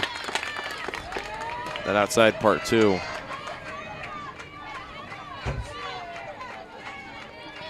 Taryn's going to have to protect the plate big time here. It's a big at bat for her. It is. 0-2, swing and a miss. And after that leadoff single from Gardenhire, she strikes out 3 in a row. And Troji, her excellence continuing. 21 in this game. Now we go to the bottom of the 7th. Walk-off opportunity, potentially, for the Blue Devils.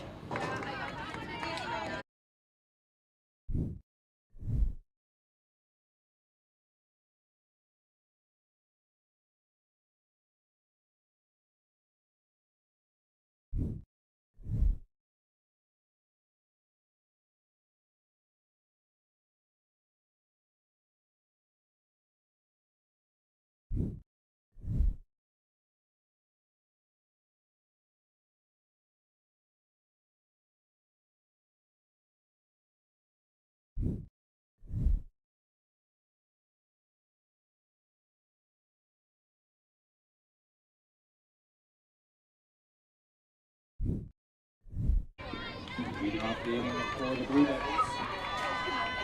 There's 21, McKenna Lester. Staying in the catcher for the Cavaliers, and now Ryan Pinkerton. So here we go for the Blue Devils, looking to potentially walk it off on to the Consolation Finals. They'll be taking place tomorrow at noon, or they will take on the Neosho County Panthers. Still anybody's ball game. Still tied at 2 apiece. Oh, Maggie McNally's off to a great start here. She's got the leadoff hitter down 0-2. And a hitter who's been really nails today like McNally has so far. Oh, man. It's close to where that last pitch was. But you just left it a little bit drifting outside. But I know she really was looking for that outside corner location. I think she's going to go backdoor here. Got her breaking fooled on the breaking pitch.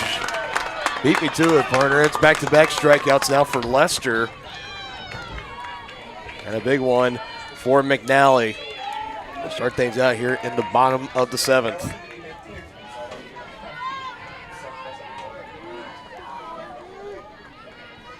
Back to Smith, 0 for 2. 2 strikeouts. Right up the middle, Jefferson on the throw in time to Ediger for out number 2. She is so smooth. I'll tell you something, Dylan, as we're looking at the scoreboard. First 3 innings, bit of scoring movement. Then we go to the last 4. There's not really been much at all. This is how much it means to both of these teams coming down to the wire here.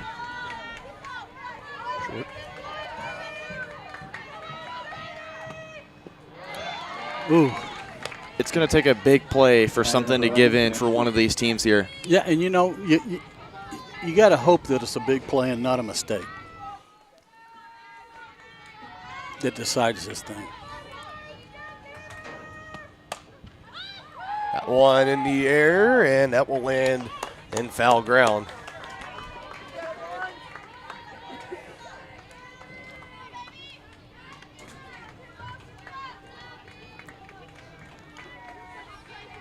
This is the other beautiful thing about softball and baseball as well, is in these big games like this, and you're in the late innings and you're tied, and you just hang on to every single pitch, every single swing. Ooh. 2-1 now. Try to go high, fastball. Normally you wouldn't see it in the middle of a count. It's always kind of a solid knockout pitch, but I think McNally was trying to do it to go 1-2, and then I was going to say, yeah, that backdoor breaking ball inside. That was nasty. Dennis, you thinking what I'm thinking, that lower part of the zone? Breaking ball? Yeah, I wouldn't be surprised to see that same pitch again. See if she pulls the string. We'll see. A 2-2 pitch. She went for it, just left it a little high. Now you got a full count.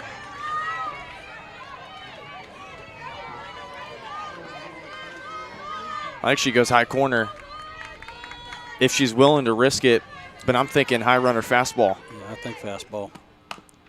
Jams her inside. Yeah, she did. Short maybe wishing she could see that pitch again. It was in on her hands, so unless she gets her hips through that, but it had no steam on it at all. Wonder if she goes back to this breaking pitch again. Another 3-2. Yeah, it was a breaking ball.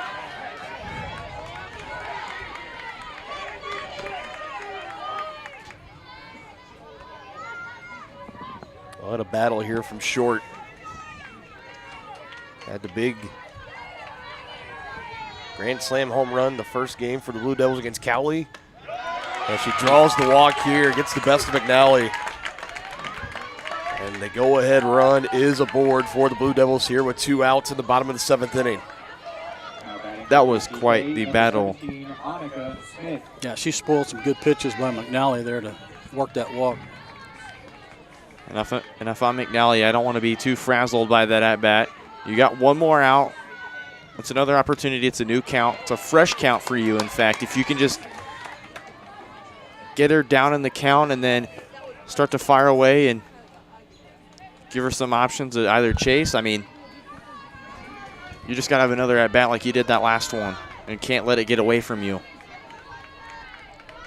Well, she got that all-important first pitch strike. See if she can follow it up here. 0-1 is put out into center. Nice running play. Nice run by Carter going out, drifting near into right field.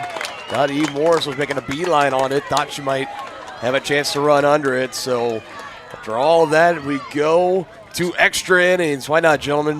Why not? Extra softball in the 4th and final game here. Someone is going to be moving on to the Consolation Finals. We'll find out in extras.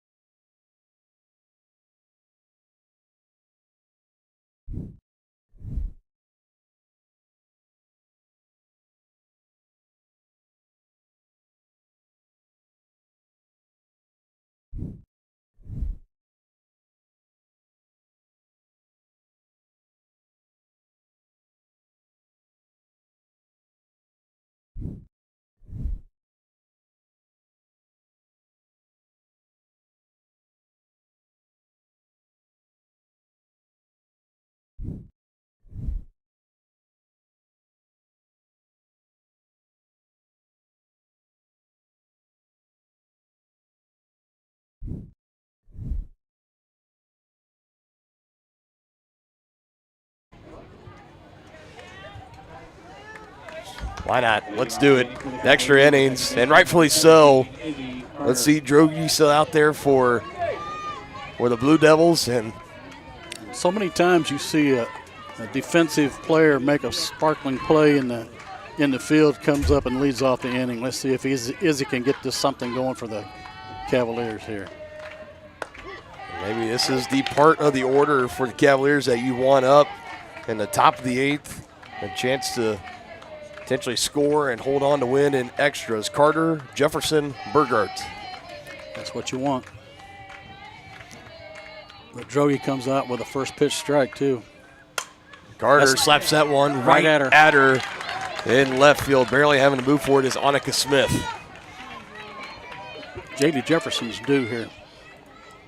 Certainly is due. I mean, she had a nice solid stretch in game 1. She's kind of cooled off in game 2, but certainly in a moment like this, she's definitely due for something here. I mean, we can say that about so many of these girls on Johnson County, but I think mostly Jaylee Jefferson is going to be this person who is due. And Aspen Burkhart right behind her as well. Oh, 100%. They've been the 2 best hitters on this team. 0 for 2, the fly out and a strikeout for Jaylee. Reach with the walk back into third. 0-1 she sees from Drogi just upstairs. 1 ball, 1 strike.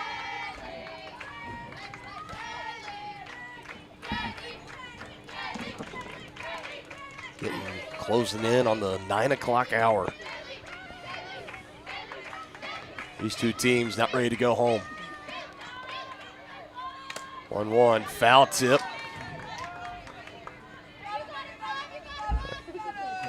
I think that was off the umpire. I think that was off. I think that was off Adriana Smith because she's waving off everyone to say, I'm okay. Oh, that could have been. And the home plate umpire taking the extra time, walking the ball out to Drogi. You always like to see that, too. Mm-hmm. Giving the catcher just that little extra bit of time to get themselves set, not be so jarred after taking a foul tip straight off the mask or the helmet. And a 1-2 count. Oof. Strikeouts just continue to pile up. Now stepping into the box for the Cavaliers, the third baseman and the 26th. Especially Drogi late in this game. I mean, she's starting to rack him up here.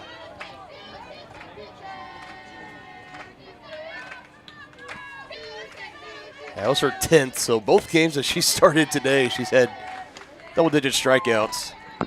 Unbelievable. And against some of the best competition. Yeah. It is something completely different to come in and to do 10-plus strikeouts in back-to-back games against the Cowley Tigers and the Johnson County Community College Cavaliers.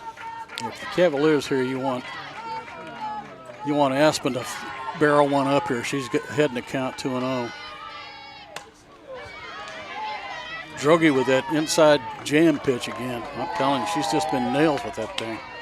Nice catch by the young stud on the first base side. Wish I got a shot of that, but he's got his mitt out there and everything. He's Putting ready. his sunglasses on. Off the plate, umpire shakes his head. No, 3 balls, 1 strike. put him in, coach. I think you need the shades now. Yeah, he put him on his head. It is nighttime here. Lights are on.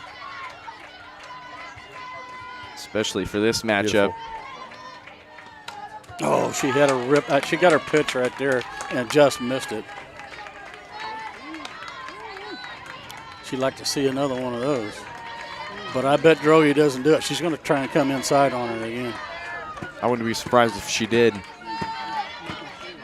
Especially the lower corner. Yep.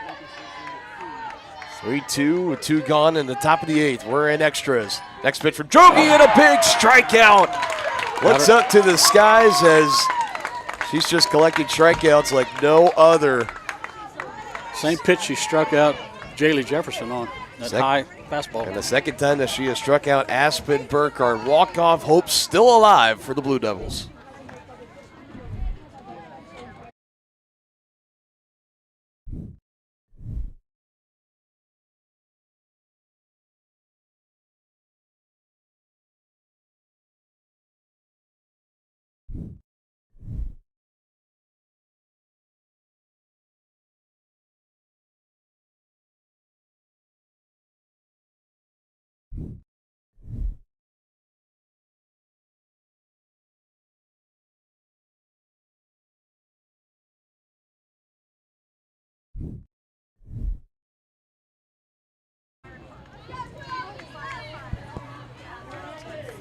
Just like we saw Drogi in the top half of the 8th, we see McNally in the bottom half. Either coach is going to give their starters the hook. And only one word, there's a lot of words we can use to describe these pitchers and their performances so far, gentlemen, but one comes to mind, and that's workhorse. The way that not only McNally, but both her and Drogi, both in the past 2 days, in the span of playing now game number 4 here, have made multiple appearances, multiple starts. And Dennis, you had said yesterday in the game for the Cavaliers face Highland, in this kind of tournament, it's all hands on deck as that little flare is brought in by Izzy Carter on the right side. Yeah, no question. And again, she's able to set down the leadoff hitter. Always big in these types of games.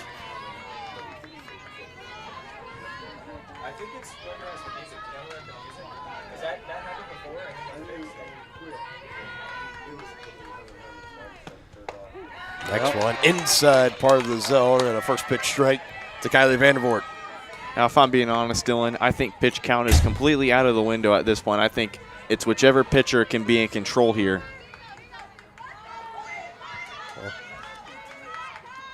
Yeah, it's win or go home. Yeah, if you cannot afford at this point to overlook your opponent, you got to treat this as this is it. This is the last game of the season. You got to win, and you got to earn your way to play another one. There is no tomorrow for either of these teams as of right now. Nally ahead of the count on Vandervoort, 1 ball, 2 strikes. And certainly fatigue is going to be part of, whether to take a pitcher out or not. But as far as pitch count, no, that's out of the window. It's if you're in control like that there, then that's what's going to keep you in the game. That's what's going to get your coaches to trust you to stay in this game. And that's the 10th strikeout of the game for Maggie McNally. Boy, do we have a battle going on or what? This is great. You could not ask for any like better play, more storylines. Yeah. Couldn't ask for it. And, of course, we're going to close it out under the lights in prime time.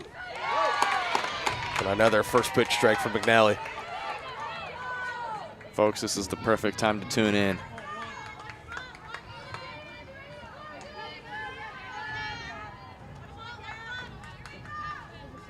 And they are.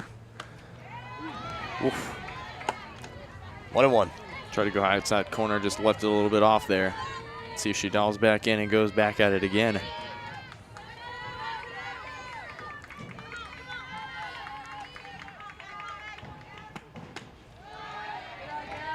Tried to go lower, just again left it outside and just too low. Yeah, she missed her release point there, I think. That was a mechanical issue. She's going to the rosin bag now, trying to get a better grip. Mm-hmm.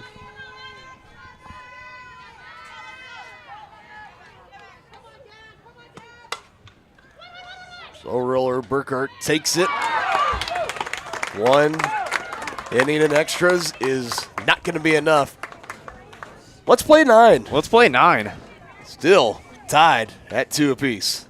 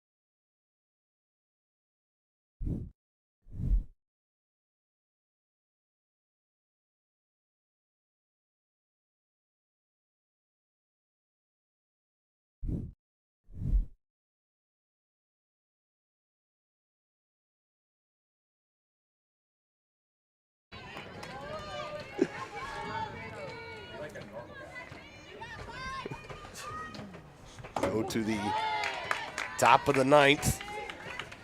Still moving along. Morris, Ediger, and Gardenhire do up here for the Cavaliers. We have not had a run score in this game since the top of the 3rd inning. It's been goose eggs ever since. There's a hit. Solid right up the middle from Eve Morris.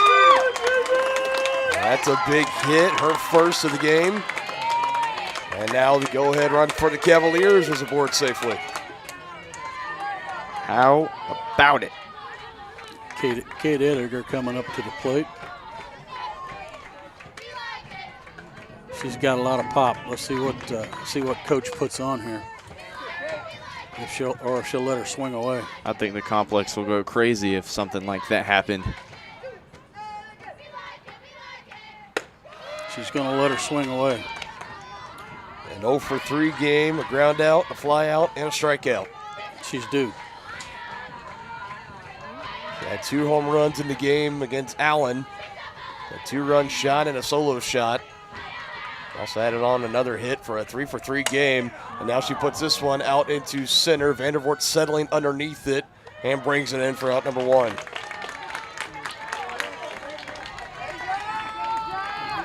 Now, a really big question I have here is, from a statistical standpoint here, whenever you're late in this game, I'm sure coaches are going to have a tough decision on when to play small ball and when to let their hitter swing away at this point in the game, because if you're Johnson County, you want insurance runs, but also if you're KCK, 1 run wins the game for you if you hold them here. Yeah, well, I think it depends on the hitter that you have at the plate, the speed that you have on the bases. A lot of things come into play here, but Deja was not showing bunt there, so. Slaps it. This one solid. Dead That's center. Deja Gardenhire. Wow, what a hit. My, oh my. Puts the Cavaliers in front by 2. Wow. In the top of the 9th inning. We call her the dark horse for the reason there's times when she shines, and that certainly was a time for her to shine late in the game against the crosstown rival. My goodness. Home run number 1 in in 2024. What a time for it for Deja Gardenhire. And did she ever barrel it up?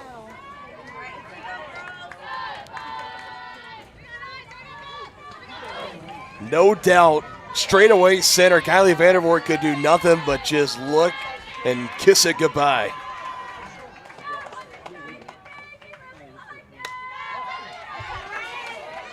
And that's got to sting if you're Drogi.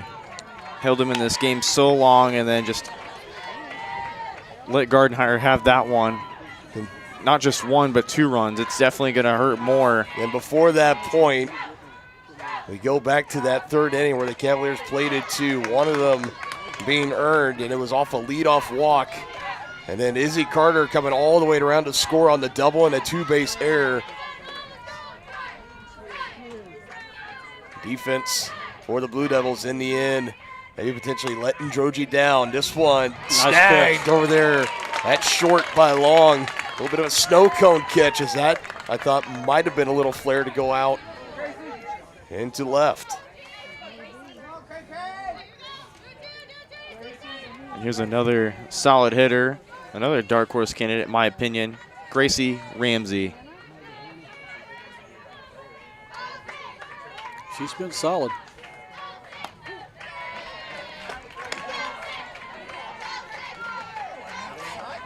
She's having quite the game today too, Dylan.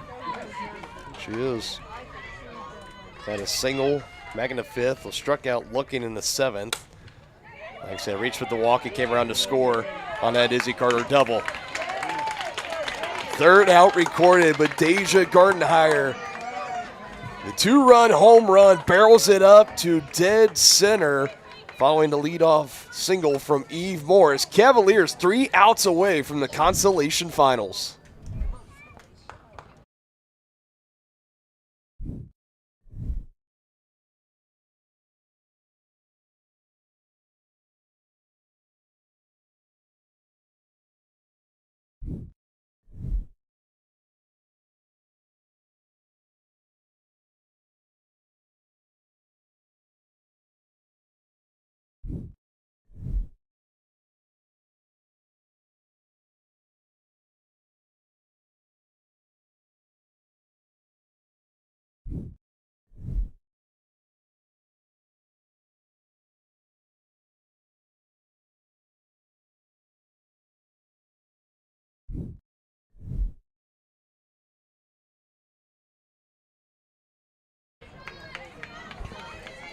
Cavaliers lead by 2. Bottom of the 9th inning we go. This is about the dream scenario that everybody dreams about, going to the bottom of the 9th inning and a chance to come through for your team. Maggie McNally still in the circle for the Cavaliers, and she'll face the top half of the order yet again, a 5th time through for these Blue Devil bats. She's really got to come through here. Blue Devils top of the order has been pretty solid so far. Maggie's behind 2-0 here. We talked about how important it was to keep that leadoff hitter off base. 14 complete innings in the last 2 starts for Maggie McNally in that loss against Fort Scott. Now here in this game against Kansas City, Kansas, as this one sky down to center. Morris under it and brings it in. A big out number 1. 2 outs away. Nice by McNally to just get one to where she can trust her outfield to do the job for her after getting behind in the count. But I think, Dennis, on this next one, you really got to get ahead in the count here early. Yeah, you don't want to fall behind.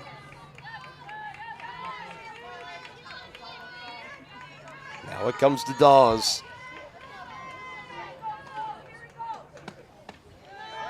One for 3, a single back in the second. And she had a ground out and a line out in her last 2 at-bats.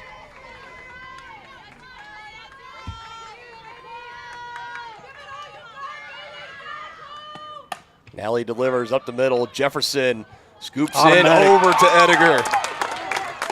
One away here. Middle of the field defense as strong as it gets with these Cavaliers. And the Blue Devils down to their final out. And the Cavaliers looking to hold on and advance to the Consolation Finals. We'll square off with 2-seeded Neosho County. It'll be the 1 and 2 seeds. Looking to advance to take on the 4 seed in the championship round. And a first pitch strike for McNally to Lester. Struck out in the 5th and struck out in the 7th. Well, she's got her set up, too. 0-2. And McNally 1 strike away, and to look back in the 1st and 2nd innings, how she struggled to find the zone, was letting the base pass get loaded for the Blue Devils. Yeah, another. Were able to get the outs where she needed to, buckling down, settling in, and now has a chance to close it out. Wearing this catcher's equipment out.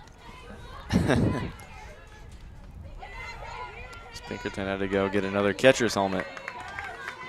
Looking to make it 7 straight scoreless innings to wrap it up for the workhorse, Maggie McNally. With the cherry on top, too. The 0-2 pitch. If she can record a strikeout here, partner, I bet we'll see the old fist bump from Maggie. That's a safe bet. Not just a fist bump, it's going to be a very aggressive and massive fist bump. Whoa, it comes inside and hits her, and that's going to bring the tying run to the plate. Yeah, exactly what you didn't want to do with 0-2. Well, I didn't mean aggressive as throw at the hitter there. Well, she didn't aim to do that either. No, definitely not. I think she tried to go inside to get her to jam. Just released a bit too soon and hit her. And the 3rd hit batter in this game for McNally. That brings the tying run to the plate. And Adriana Smith. They talk about players that are due. Hit by pitch in the 5th. Outside of that, a ground out and 2 strikeouts. Looking to get a hold of 1 and drive it and try to tie this game up again in the bottom of the 9th and keep play alive. Big first pitch strike there for Maggie. 4 minutes past the 9 o'clock hour.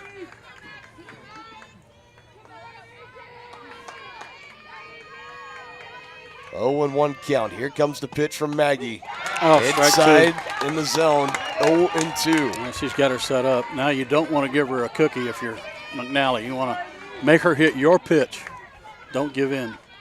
2 spots I'm thinking is down and away or go outside. Couldn't get her looking there. Nice looking pitch. Now, what are we thinking here, 1 and 2, Dennis? Do we go outside? Do we want to go down? I think you want to throw your best pitch here. And I think that's been her fastball. Let's see what she does. The 1-2. Yeah, it's her fastball, but Just it's fouled off. Gets a piece. Maybe off the ankle. Taking some time trying to walk it off as Smith trying to get the feeling back.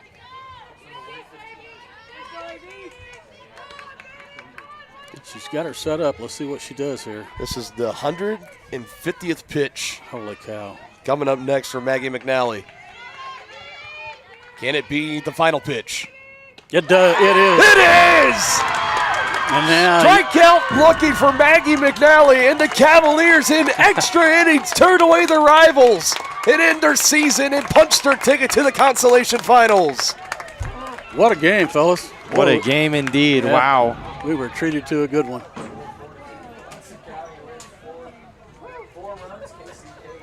Unbelievable. Your final, Johnson County 4, Kansas City, Kansas 2.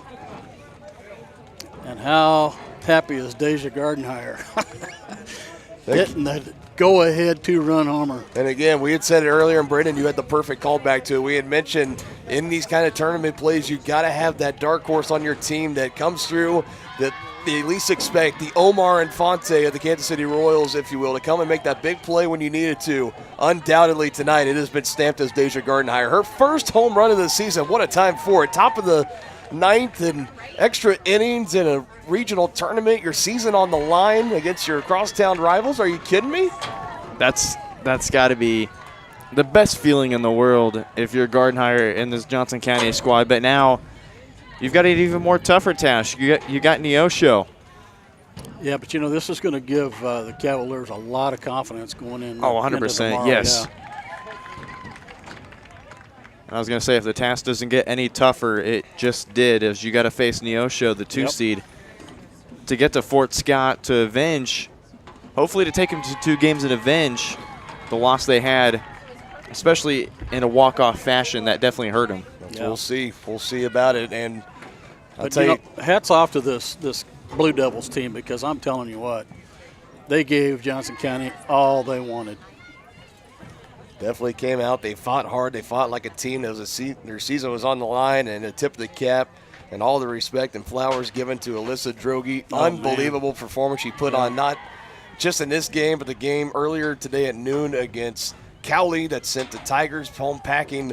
And she pitched a gem all the way through until that 2-run home run in the top of the 9th inning for Deja Gardenhire. It was the leadoff single in the top of the 9th for Eve Morris. And then it was the fly out to center from Ediger. And Deja Gardenhire just got enough of it, put it over the center field wall. Kylie Vandervoort could do nothing but just watch it fly over the fence and watch the Cavaliers jump in front by 2 and hold on to win and end KJCCC season.